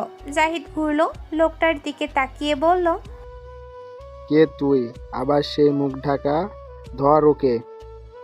তিনজন ছুটল, লোকটা থামলো না। প্রথমজন ঘুষি ছুঁড়ল বাম হাতে, লোকটার ডানে সরল, ঘুষিটা বাতাসে গেল। তারপর লোকটার ডান হাতের থাবা এলো প্রথমজনের ঘাড়ে, কাঁধের সন্ধিতে। প্রথমজন তাৎক্ষণিক ব্যথায় হাঁটু মুড়ে বসে পড়ল। জাহিদ পেছন থেকে লাফালো, লোকটা নিচু হলো হঠাৎ। জাহিদ উপর দিয়ে চলে গেল, সামনের দেয়ালে মাথা ঠুকলো, মাথা টেকে পড়ে গেল। তৃতীয় লোকটা একটা ছুরি বের করলো, লোকটা থামলো, ছুরির দিকে তাকালো। তৃতীয় লোকটা ছুরি নাচাতে নাচাতে তাকে উদ্দেশ্য করে বলল, এবার দেখি কিভাবে সরিস।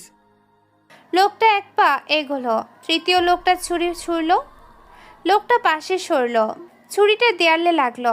একই মুহূর্তে লোকটার বাম পা উঠল উঁচুতে এবং তৃতীয় লোকটার কবজিতে লাথি পড়ল এমন জোরে যে তার হাত অসাড় হয়ে গেল। তারপর একটা ধাক্কায় সে দেয়ালে আছাড় খেল, তিনজনেরই মাটিতে। লোকটা রাসেলের দিকে এগোলো, রাসেল মাটিতে শুয়ে কাতরাচ্ছে। লোকটা হাঁটু গেড়ে বসে রাসেলের নাড়ি পরীক্ষা করলো, তারপর রাসেলকে উঠতে সাহায্য করলো।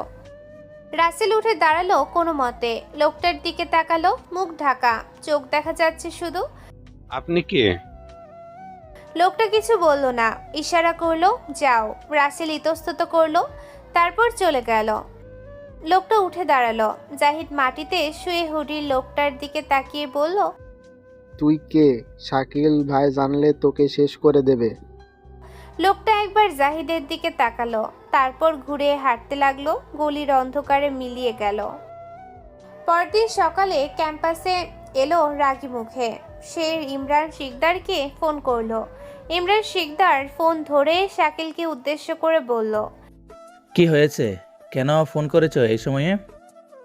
শাকিল ইমরান শিকদারকে উদ্দেশ্য করে বলল, ভাই, সেই মুখ ঢাকা লোক আবার এসেছে। আমরা তিনজনকে একা মেরেছে। ক্যাম্পাসে এখন সবাই বলছে সেই হিরো। মানুষ সাহস পাচ্ছে। নীলুফার থেকে গেছে, রাসেল ক্যাম্পাসে এসেছে। আঘাত নিয়েও এটা বন্ধ না করলে আমাদের নিয়ন্ত্রণ যাবে। ইমরান শিকদার ফোনে শাকিলকে উদ্দেশ্য করে বলল, শাকিল, তুমি আমাকে হতাশ করছো। একটা অচেনা লোককে তুমি ধরতে পারছো না। তোমার কতজন লোক আছে?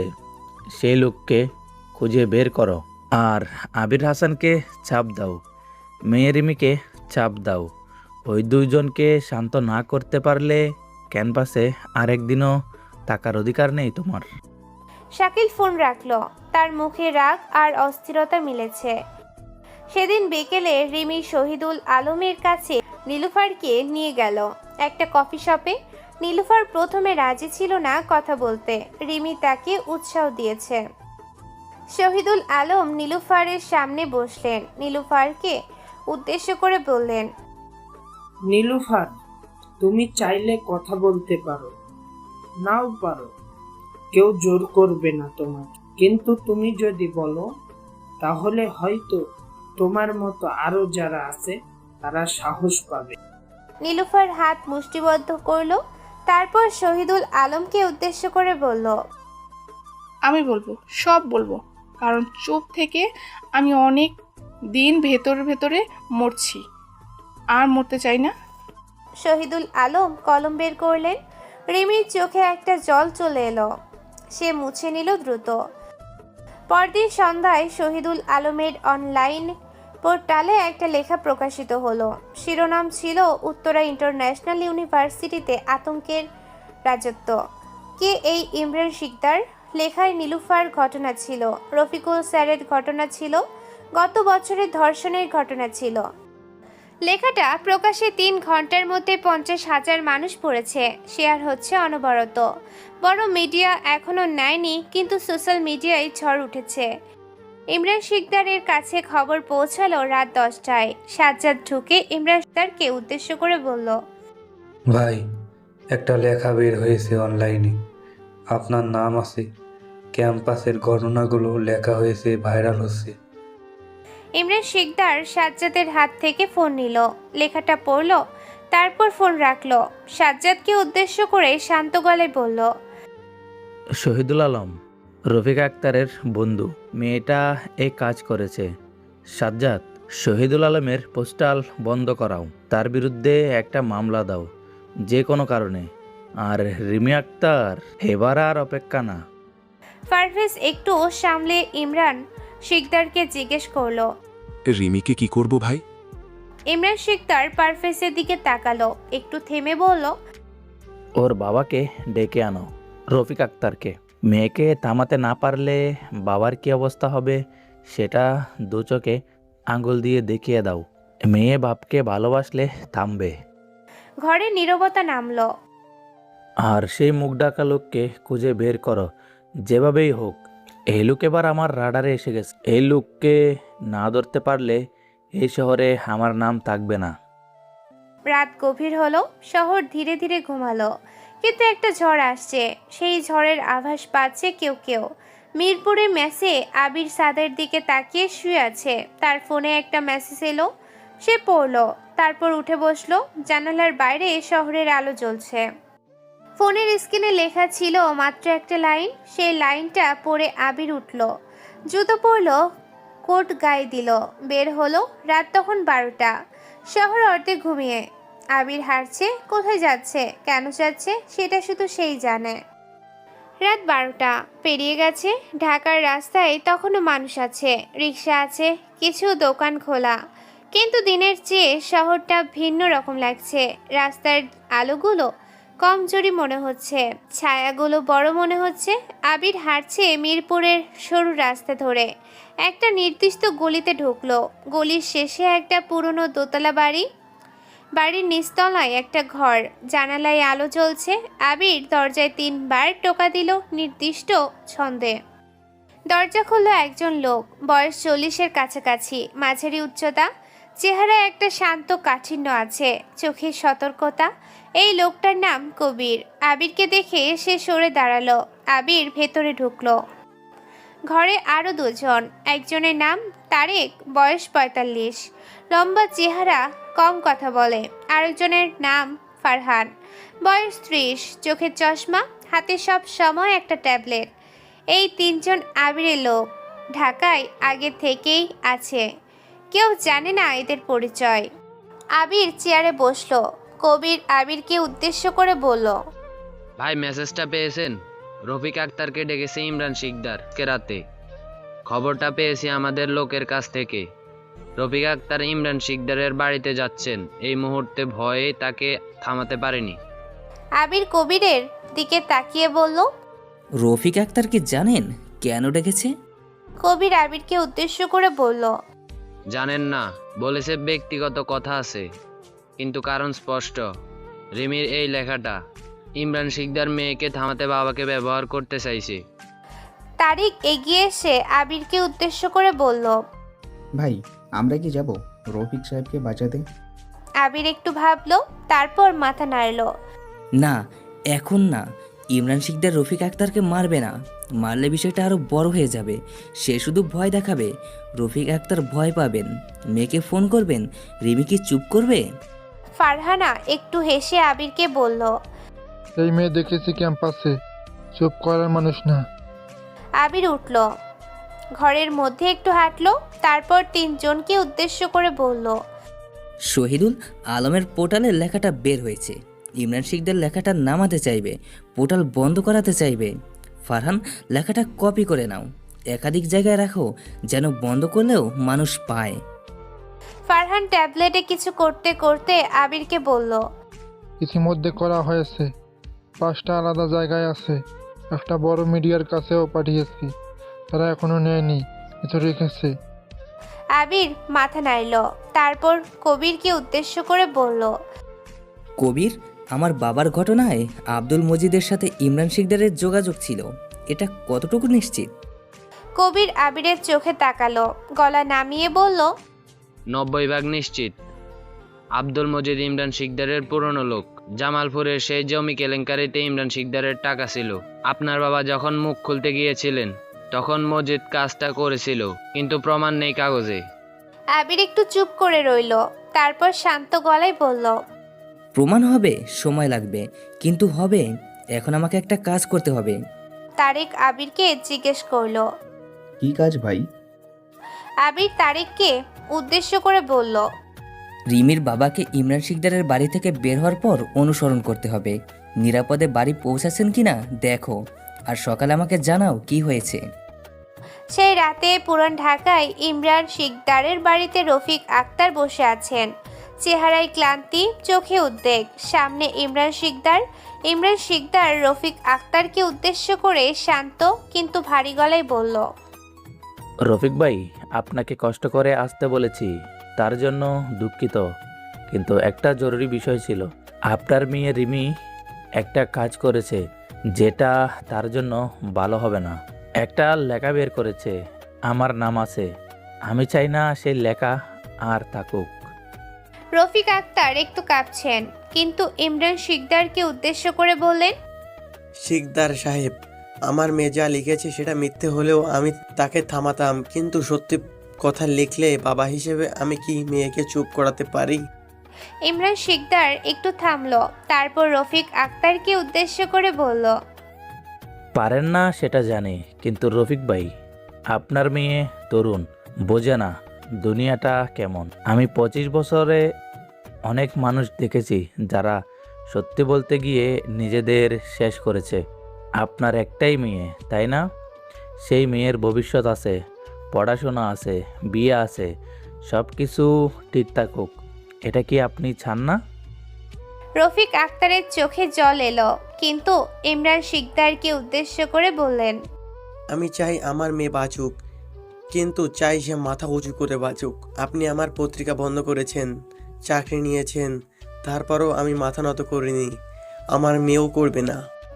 ইমরান শিকদার একটু চুপ করে রইল, তারপর সামনে ঝুঁকে রফিক আক্তারকে উদ্দেশ্য করে বলল, রফিক ভাই, আমি সরাসরি কথা বলি, আপনার মেয়ে যদি না থামে তাহলে এরপর যা হবে সেটার দায় আমার না।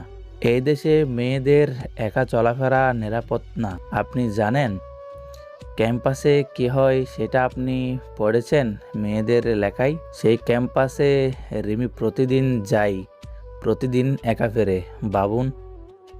রফিক আক্তার কাঁপলেন। ইমরান শিকদার এই মাত্র সরাসরি হুমকি দিয়েছেন, কিন্তু এমনভাবে বলেছে যে প্রমাণ করা যাবে না। রফিক আক্তার কোনো মতে বললেন, আমি মেয়ের সাথে কথা বলবো। ইমরান শিকদার হাসলো, উঠে দাঁড়ালো। এটুকুই চেয়েছিলাম, আপনি ভালো থাকুন রফিক ভাই, পরিবার নিয়ে ভালো থাকুন, এটাই আমার চাওয়া। রফিক আক্তার বের হলেন। রাতে ঠান্ডা হাওয়া তার গলায় লাগলো, চোখ দিয়ে জল পড়ছে, মুছলেন না। পরদিন সকালে রিমির ফোনে বাবার কল এলো। ক্লাসের আগে রিমি ধরলো। রফিক আক্তার কাপা গলায় মেয়েকে উদ্দেশ্য করে বললেন, রিমি মা, রাতে ইমরান শিকদারের কাছে গিয়েছিলাম, সে তোকে হুমকি দিয়েছে, সরাসরি না কিন্তু বুঝিয়ে দিয়েছে। মা তুই থাম, বাবার কথা শোন, ওই লেখাটা নামিয়ে দে, ক্ষমা চাইলে ক্ষমা চা, যা বলে তাই কর, তোকে হারাতে চাই না মা। রিমি ফোন কানে ধরে দাঁড়িয়ে আছে ক্যাম্পাসের গেটের কাছে, চোখ ভিজে আসছে। রিমি কাপা গলায় বাবাকে উদ্দেশ্য করে বলল, বাবা, তুমি কি ভয় পেয়েছো? সে তোমাকে কি বলেছে? রফিক আক্তার কান্না জড়িত গলায় মেয়েকে বললেন, বলেছে তুই একা চলাফেরা করিস, ক্যাম্পাসে একা যাস, বাবা হিসেবে এই কথার মানে বুঝেছিস? মা, আমি আর কোনো ঝুঁকি নিতে পারবো না, তোকে নিয়ে ঘরে ফিরতে চাই, ঢাকায় পড়তে হবে না, এলাকায় পড়। রিমি একটু চুপ করে রইল, তারপর বাবাকে উদ্দেশ্য করে বলল, বাবা, তুমি কি মনে করো আমি পালিয়ে গেলে সমস্যা শেষ হয়ে যাবে? আমার পরে যে মেয়েটা এই ক্যাম্পাসে আসবে তার কি হবে? নীলোফারের কি হবে? বাবা, তুমি একটা জীবন দিয়ে সত্যি লেখার চেষ্টা করেছিলে, আমি তোমার মেয়ে। রফিক আক্তার কাঁদলেন, ফোনে শোনা যাচ্ছে, রিমি, তোর মা আমাকে রাতে ঘুমাতে দেয়নি, তোর কথা ভাবে কেঁদেছে সারা রাত, বাবা মেয়ের ভালোর জন্য বলছি, থাম। রিমির চোখ থেকে দুটো ফোঁটা নামলো, সে মুছলো না। বাবা, ভালোবাসি তোমাকে, তোমাকে আর মাকে নিয়ে ভাবি সব সময়, কিন্তু এই মুহূর্তে থামতে পারবো না, পারছি না। ফোন রাখলো রিমি, দাঁড়িয়ে রইল। একটু পরে হাত দিয়ে চোখ মুছলো, ঘুরে ক্যাম্পাসের দিকে হাঁটলো। ক্লাসে ঢুকে দেখলো আবির বসে আছে। রিমি আবিরের পাশের সিটে বসলো। আবির রিমির মুখ দেখলো, চোখ লাল। আবির রিমিকে উদ্দেশ্য করে আসতে বলল, তোমার বাবার সাথে কথা হয়েছে? রিমি একটু অবাক হলো, আবিরকে উদ্দেশ্য করে বলল, তুমি জানলে কিভাবে? আবির সরাসরি জবাব দিল না। রিমিকে বলল, ইমরান শিকদার তোমার বাবাকে ডেকেছিল তোমাকে থামাতে। তোমার বাবা থামাতে বলেছেন? রিমি একটু থামলো, তারপর আবিরকে বলল, হ্যাঁ, কিন্তু আমি থামিনি। আবির রিমির দিকে তাকালো। জানি। রিমি আবিরকে জিজ্ঞেস করলো, তুমি কি আমাকে থামতে বলবে? আবির একটু থামলো, তারপর রিমিকে বলল, না, কিন্তু একা চলো না, ক্যাম্পাসে বাইরে কোথাও একা না। রিমি আবিরের দিকে তাকালো। এই ছেলেটা কে? প্রতিদিন একটু একটু করে কাছে আসছে, কিন্তু নিজের কথা কিছু বলে না। তুমি কেন এই ঝামেলায় জড়াচ্ছ? তোমার তো কোনো কারণ নেই। আবির জানালার বাইরে তাকালো, একটু পরে রিমিকে বলল, কারণ আছে, একদিন বলবো। ক্লাস শুরু হলো, দুজন চুপ করে গেল। সেদিন দুপুরে শহীদুল আলমের পোর্টাল বন্ধ হয়ে গেল সরকারি নির্দেশে। কারণ দেখানো হলো অশালীন কন্টেন্ট, মিথ্যা কারণ কিন্তু কার্যকর। শহীদুল আলমের বিরুদ্ধে একটা মামলাও হলো। খবরটা রিমি পেল বিকেলে। শহীদুল আলম ফোন করে রিমিকে উদ্দেশ্য করে বললেন, রিমি মা, পোর্টাল বন্ধ হয়ে গিয়েছে, মামলা হয়েছে আমার বিরুদ্ধে, পরিবার ভয় পাচ্ছে। আমি আপাতত লুকিয়ে থাকবো কিছুদিন, তুমি সাবধানে থেকো। রিমি ফোনে শহীদুল আলমকে উদ্দেশ্য করে বলল, চাচা, আপনি নিরাপদ থাকুন। লেখাটা তো বের হয়ে গেছে, ছড়িয়ে গেছে। পোর্টাল বন্ধ হলেও লেখা মানুষ পড়েছে। শহীদুল আলম রিমিকে বললেন, মা, তোমার বাবার মতো তুমিও একদিন বড় সাংবাদিক হবে, কিন্তু এই মুহূর্তে সাবধান থেকো। ইমরান শিকদার রাগলে ভয়ঙ্কর। ফোন রাখলো রিমি। একটা দীর্ঘশ্বাস ফেলল। সেই সন্ধ্যায় ক্যাম্পাসের বাইরে একটা চায়ের দোকানে রিমি একা বসে আছে। চা ঠান্ডা হয়ে গেছে, খায়নি। একটু পরে আবির এলো, বসলো পাশে, চা অর্ডার করলো। রিমির দিকে তাকিয়ে বলল, শহীদুল আলমের পোর্টাল বন্ধ হয়েছে শুনলাম, মামলা হয়েছে। রিমি আবিরকে উদ্দেশ্য করে বলল, হ্যাঁ, আমার কারণে একজন মানুষ বিপদে পড়েছে। বাবাকে ভয় দেখানো হয়েছে, নীলুফারকে মেসে পাথর ছোড়া হয়েছে, রাসেলকে মেরেছে, সব আমার কারণে। আবির চায়ে চুমুক দিল, তারপর রিমিকে বলল, এগুলো তোমার কারণে না, এগুলো ইমরান শিকদারের কারণে। তুমি শুধু সত্যি বলার চেষ্টা করেছো, দোষটা তার, তোমার না। রিমি আবিরের দিকে তাকালো। কিন্তু মানুষ বিপদে পড়েছে আমার কারণে।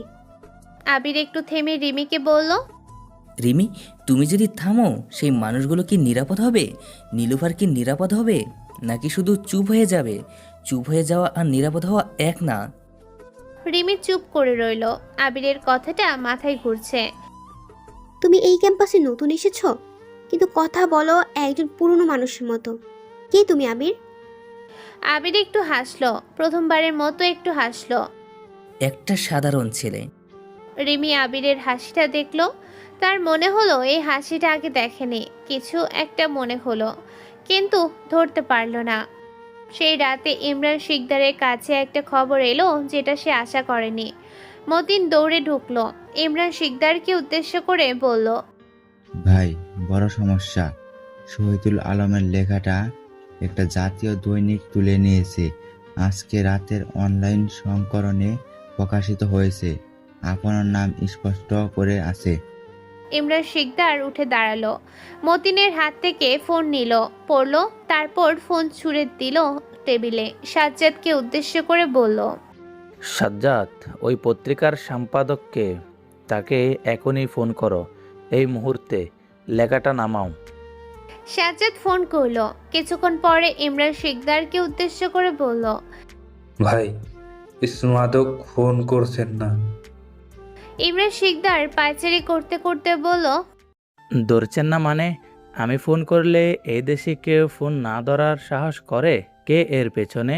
এই লেখা একটা ছোট পোস্টাল থেকে জাতীয় পত্রিকায় কিভাবে গেল? কেউ হাত লাগিয়েছে। কে সেই মানুষ? পারভেজ একটু ইতস্তত করে ইমরান শিকদারকে উদ্দেশ্য করে বলল, ভাই, আমার মনে হচ্ছে পেছনে কেউ আছে। শুধু রিমি আক্তার একটা ছাত্রী, তার পক্ষে এত কিছু সম্ভব না। মুখ ঢাকা লোক, জাতীয় পত্রিকায় লেখা, এগুলো একটা সংগঠিত পরিকল্পনার অংশ মনে হচ্ছে। ইমরান শিকদার থামলো, পারভেজের দিকে তাকালো, তারপর বলল, সংগঠিত পরিকল্পনা মানে আমার বিরুদ্ধে কেউ সাজানো খেলা খেলছে। এই শহরে আমার বিরুদ্ধে এরকম সাহস করার কে আছে? কেউ নেই, মানে বাইরে থেকে এসেছে আবির হাসান। ঘরে নীরবতা নামলো। জামালপুরের সেই ছেলে বাবার মৃত্যুর পর এত বছর চুপ ছিল, তারপর হঠাৎ এই ক্যাম্পাসে এসেছে।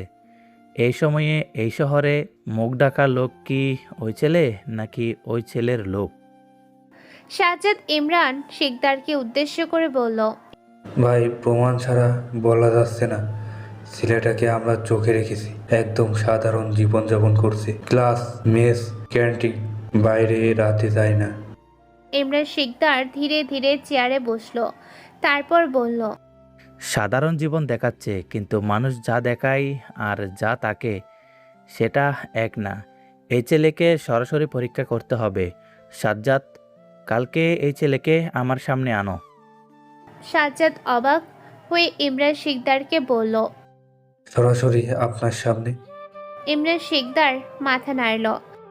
হ্যাঁ, মানুষকে সামনে বসিয়ে চোখে চোখে তাকালে বোঝা যায় সে কে। অনেক বছর এই কাজ করছি, ভুল হয়নি এখনো। পরদিন সকালে জোবায়ের আবিরকে ক্যান্টিনে টেনে নিয়ে গেল।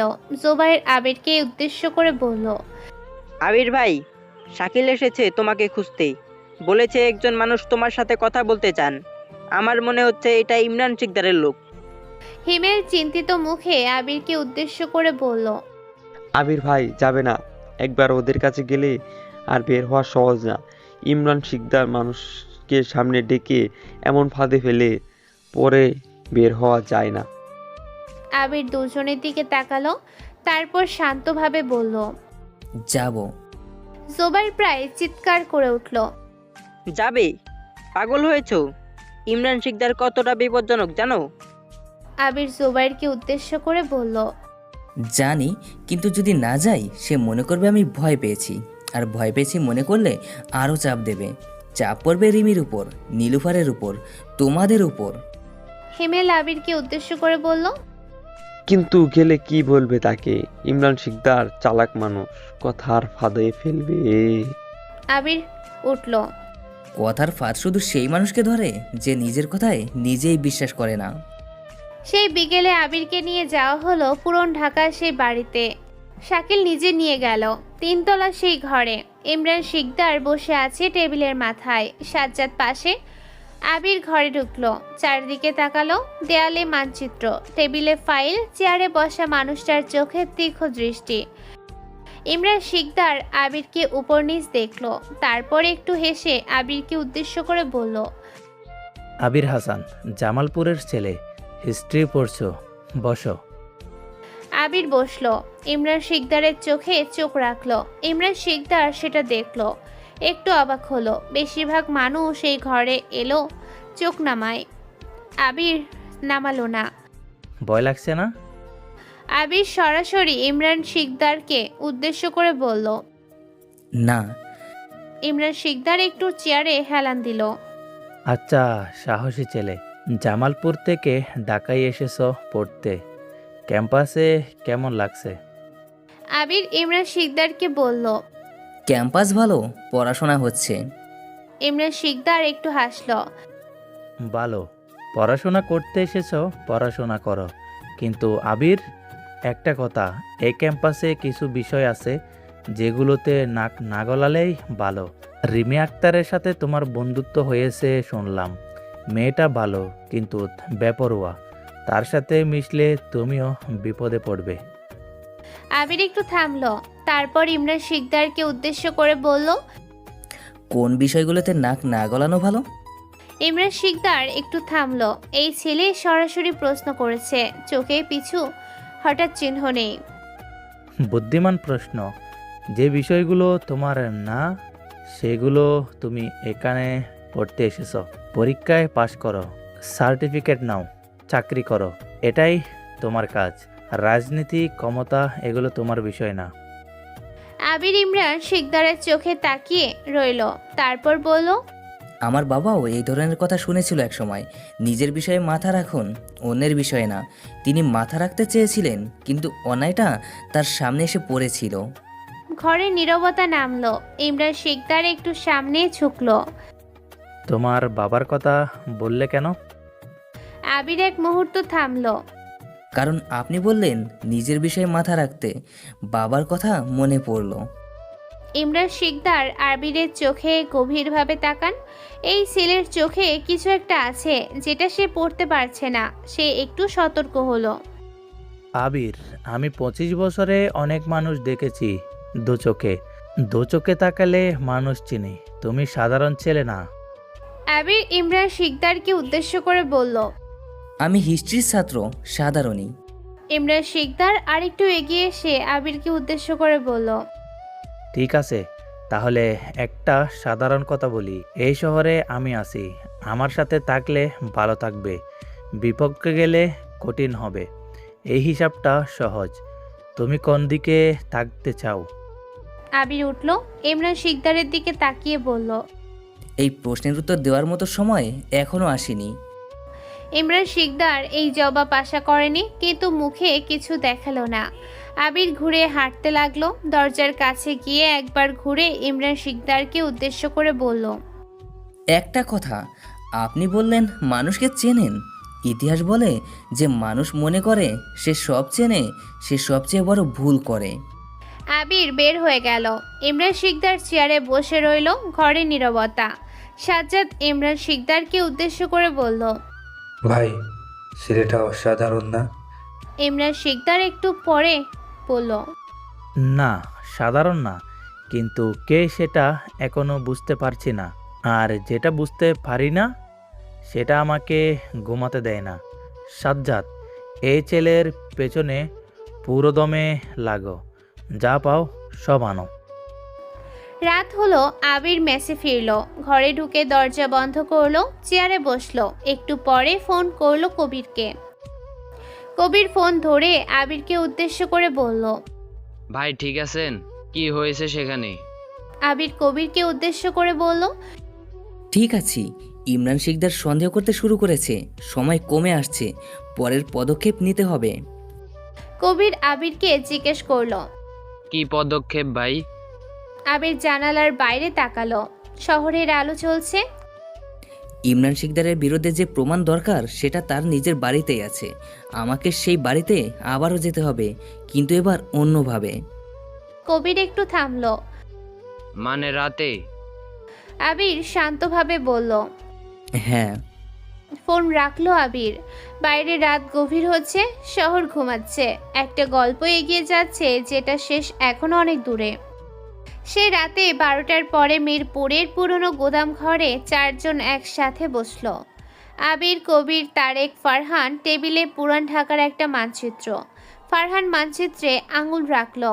আবিরকে উদ্দেশ্য করে বলল। ভাই, ইমরান শিকদারের বাড়ির 3 তলায় একটা ঘর আছে। সেখানে টেবিলে ফাইল দেখছেন আপনি? এই ফাইলে আব্দুল মজিদের সাথে লেনদেনের কাগজ থাকার সম্ভাবনা আছে, কারণ মজিদ ইমরান শিকদারের পুরনো লোক। তার সব হিসাব মতিন রাখে, মতিন ফাইলে রাখে। তারেক মানচিত্রে আরেকটা জায়গা দেখিয়ে আবিরকে উদ্দেশ্য করে বলল। ভাই, বাড়ির পিছনে একটা সরু গলি আছে। রাত 3টার পরে পাহারা কমে। একজন থাকে নিচতলায়, 2 জন থাকে বাইরে। বাইরে 2 জনকে সামলাতে পারলে ভিতরে ঢোকা যাবে। কবির আবিরকে উদ্দেশ্য করে বলল। ভাই ঝুঁকি আছে, ধরা পড়লে সব শেষ। আর ইমরান শিকদার এখন সন্দেহ করছে আপনাকে। তার লোক এখনো আপনার মেসের আশেপাশে আছে। আবির মানচিত্রের দিকে তাকিয়ে রইল। তারপর কবিরকে উদ্দেশ্য করে বলল। আমি জানি, তাই ম্যাচ থেকে যাওয়া যাবে না, অন্য পথ লাগবে। ফারহান একটু ভেবে আবিরকে উদ্দেশ্য করে বলল। ভাই, একটা পথ আছে। ইমরান শিকদারের বাড়িতে প্রতি শুক্রবার রাতে একটা গাড়ি আসে, বাজার নিয়ে আসে। গাড়িটা গলির ভিতর থেকে ঢোকে, পরে শুক্রবার সেই গাড়ির সাথে ঢোকা যায়। আবির একটু থামলো, তারপর মাথা নাড়ল। সেটা একদিন পরে, কিন্তু ততক্ষণে ইমরান শিকদার আরও কিছু করবে, রিমির উপর, নীলুফারের উপর। ঘরে চুপ হয়ে গেল সবাই। তারেক আস্তে আবিরকে উদ্দেশ্য করে বলল। ভাই, আরেকটা পথ আছে, কিন্তু ঝুঁকি বেশি। ইমরান শিকদারের লোক মতিন মিয়া যেসব ফাইল রাখে সে প্রতি বৃহস্পতিবারে বিকেলে একটা নির্দিষ্ট চায়ের দোকানে যায়, পুরনো ঢাকায়। একা যায়। আবির তারিকের দিকে তাকালো। মতিনকে থামাও, জোর করে না, কথা বলার সুযোগ দাও। তারিক একটু অবাক হয়ে আবিরকে বলল। কথা বলবো মানে? আবির তারেককে উদ্দেশ্য করে বলল। মতিন 25 বছর ইমরান শিকদারের হিসাব রেখেছে। সে জানে কতগুলো মানুষ ধ্বংস হয়েছে, কতগুলো পরিবার শেষ হয়েছে। এই মানুষের ভেতরে ভয় আছে, কিন্তু হয়তো ক্লান্তিও আছে। ক্লান্ত মানুষের সাথে সরাসরি কথা বললে অনেক সময় কাজ হয়। কবির একটু সংশয় বলল। ভাই, সে যদি ইমরান শিকদারকে জানিয়ে দেয়? আবির শান্তভাবে কবিরকে বলল। সেটা তার সিদ্ধান্ত, কিন্তু মানুষকে সুযোগ না দিলে জানা যায় না সে কোন দিকে যেতে চায়। পরদিন বিকেলে পুরান ঢাকার একটা সরু গলির চায়ের দোকানে তারেক বসেছিল। মতিন এলো ঠিক 5টায়। রোগাটে মানুষ, মাথায় টুপি, হাতে একটা পুরনো ব্যাগ, চা নিয়ে বসলো একা।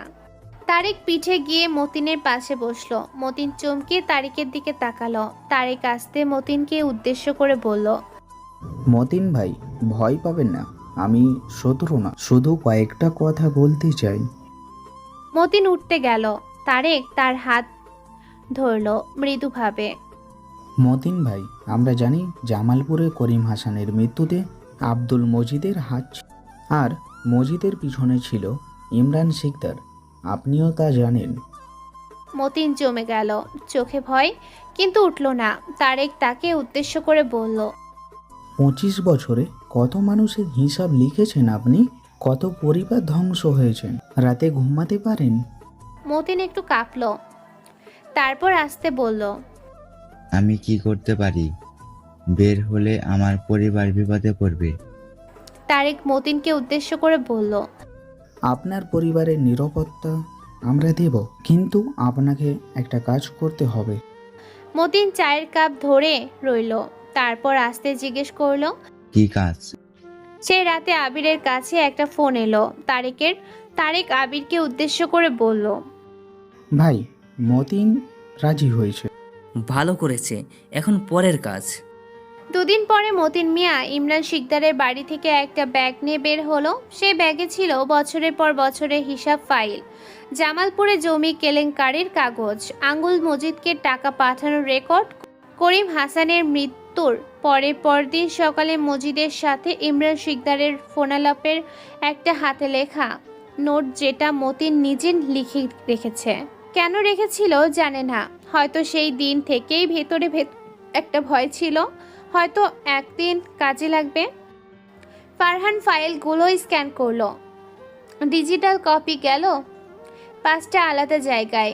একটা গেল ঢাকার একজন সিনিয়র আইনজীবীর কাছে, একটা গেল দেশের সবচেয়ে বড় দৈনিকের অনুসন্ধানী সাংবাদিকের কাছে, একটা গেল মানবাধিকার সংস্থার কাছে, আর একটা গেল দুর্নীতি দমন কমিশনের একজন সৎ কর্মকর্তার কাছে, যার নাম ইমরান শিকদারও জানে না।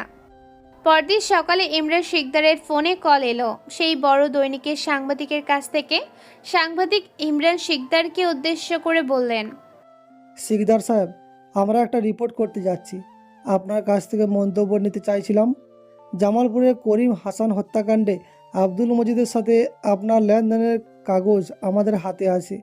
এছাড়া উত্তরা ইন্টারন্যাশনাল ইউনিভার্সিটিতে একাধিক ঘটনায় আপনার সম্পৃক্ততার প্রমাণ আছে। আপনি কি কিছু বলবেন? ইমরান শিকদার ফোন ধরে চুপ হয়ে গেল। সাজ্জাদ পাশে দাঁড়িয়ে দেখলো ইমরান শিকদারের মুখের রং পাল্টে যাচ্ছে। ইমরান শিকদার ফোন রেখে সাজ্জাদকে উদ্দেশ্য করে বলল। মতিন কোথায়? সাজ্জাদ ফোন করলো, ধরলো না, আবার করলো, ধরলো না। সাজ্জাদ ইমরান শিকদারকে উদ্দেশ্য করে বলল। ভাই, মতিন ফোন ধরছে না। ইমরান শিকদার উঠে দাঁড়ালো। তার মুখে এখন একটা ভয় আছে। সে জীবনে এই ভয় কম অনুভব করেছে। টেবিলের উপর রাখা ফোনটা আবার বাজলো। এবার নম্বর অপরিচিত। ধরলো। ওপাশে একটা পরিচিত গলা। শিকদার সাহেব, আবির হাসান বলছি। আপনি আমাকে জিজ্ঞেস করেছিলেন আমি কোন দিকে থাকতে চাই, এখন উত্তর দেওয়ার সময় এসেছে। ইমরান শিকদার একটু চুপ করে রইল, তারপর নিজেকে সামলে ঠান্ডা গলায় আবিরকে উদ্দেশ্য করে বলল। আবির, তুমি বুঝতে পারছো না কার সাথে খেলছো? আবির ফোনে শান্তভাবে ইমরান শিকদারকে বলল। বুঝি, আপনার সাথে খেলছি। 25 বছর ক্ষমতায় থেকেছেন, অনেক মানুষ ধ্বংসও করেছেন, আমার বাবাকেও। কিন্তু শিকদার সাহেব, ইতিহাস বলে ক্ষমতা যতদিন থাকে ততদিনই থাকে, প্রমাণ থাকলে একদিন না একদিন মিলে যায়। ইমরান শিকদার কাঁদছে কিন্তু কণ্ঠ ধরে রাখলো। তোমার পরিবার আছে, মা আছে, বোন আছে জামালপুরে। আবির একটু থামলো, তারপর বলল। জানি, তাই সতর্ক ছিলাম। আপনি এই ফোনটা রাখার আগেই আমার মা আর বোন নিরাপদ জায়গায় পৌঁছে যাবে। আর আপনি কিছু করার চেষ্টা করলে মতিন ভাইয়ের দেওয়া বাকি প্রমাণগুলো আজকে রাতেই প্রকাশিত হবে। ইমরান শিকদার ফোন ধরে দাঁড়িয়ে রইল, কিছু বলল না। শিকদার সাহেব, আপনি বলেছিলেন যে থামে না তাকে শেষ করা পর্যন্ত কেউ থামাতে পারে না। আমার বাবাও থামেননি, আমিও থামিনি। লাইন কাটলো। ইমরান শিকদার ফোন ধরে দাঁড়িয়ে রইল, সাজ্জাদ পাশে, পারভেজ পাশে, কিন্তু কেউ কিছু বলল না। ইমরান শিকদার প্রথমবারের মতো বুঝলো এই খেলায় সে পিছিয়ে পড়েছে। সেই দুপুরে বড় দৈনিকে রিপোর্ট প্রকাশিত হলো। শিরোনাম ছিল পর্দার আড়ালের মাফিয়া। ইমরান শিকদারের সাম্রাজ্যের ভেতরে মতিনের দেওয়া কাগজের ছবি ছিল রিপোর্টে। আব্দুল মজিদকে পাঠানো টাকার রেকর্ড ছিল, জামালপুরের করিম হাসানের মৃত্যুর তারিখ, সেই রাতের ঘটনার বিবরণ, পুলিশকে চাপ দেওয়ার তথ্য সব ছিল। রিপোর্ট প্রকাশের 3 ঘন্টার মধ্যে দুর্নীতি দমন কমিশন একটা বিবৃতি ছিল, তদন্ত শুরু হবে। সেই সৎ কর্মকর্তা যার নাম ইমরান শিকদার জানত না, তিনি নিজে মাঠে নামলেন। সন্ধ্যার আগে পুলিশ ইমরান শিকদারের বাড়িতে গেল। এবার কামাল হোসেন নয়, অন্য দল। ইমরান শিকদার দরজা খুলে দেখলো বাইরে ইউনিফর্ম পরা পুলিশ। সে একটু থামলো, তারপর কিছু না বলে হাত বাড়িয়ে দিল। শাকিলকে ক্যাম্পাস থেকে গ্রেফতার করা হলো পরদিন সকালে। রানা পালিয়ে গেল প্রথম রাতে। সাজ্জাদ আর পারভেজ থানায় গিয়ে নিজের রায় ধরা দিল, কারণ বাইরে থাকলে কি হবে সেটা বুঝতে পেরেছিল। ক্যাম্পাসে সে সকালে একটা অদ্ভুত নীরবতা ছিল। মাঠের মাঝখানে কিছু ছাত্র দাঁড়িয়ে ফোনে খবর দেখছে। শাকিল গ্রেফতার হয়েছে, ইমরান শিকদার গ্রেফতার হয়েছে, এই খবর ছড়িয়ে পড়েছে, কেউ বিশ্বাস করতে পারছে না। রিমি ক্যাম্পাসে এলো একটু দেরিতে। গেটের কাছে জোবায়ের দাঁড়িয়ে ছিল। জোবায়ের রিমিকে দেখে দৌড়ে এলো। আপু শুনেছেন, ইমরান শিকদার গ্রেপ্তার হয়েছে। শাকিলও। কি হলো এটা, কিভাবে হলো? রিমি খবরটা জানতো, কিন্তু শুনে একটু চোখ বন্ধ করলো, তারপর খুললো। জোবায়েরকে উদ্দেশ্য করে বলল, হয়েছে, অনেক দিন পরে হয়েছে। ক্যান্টিনে গেল রিমি। আবির বসে আছে একা, চা হাতে, জানালার বাইরে তাকিয়ে। রিমি এসে আবিরের সামনে বসলো। কিছুক্ষণ চুপ থেকে আবিরকে উদ্দেশ্য করে বলল, তুমি করেছো? আবির রিমির দিকে তাকালো, কিছু বলল না। তুমি না থাকলে এটা হতোই না। মতিন ভাই, কাগজ, প্রমাণ, পত্রিকা সব তুমি। আবির একটু পরে রিমিকে উদ্দেশ্য করে বলল, তুমি না থাকলেও হতো না।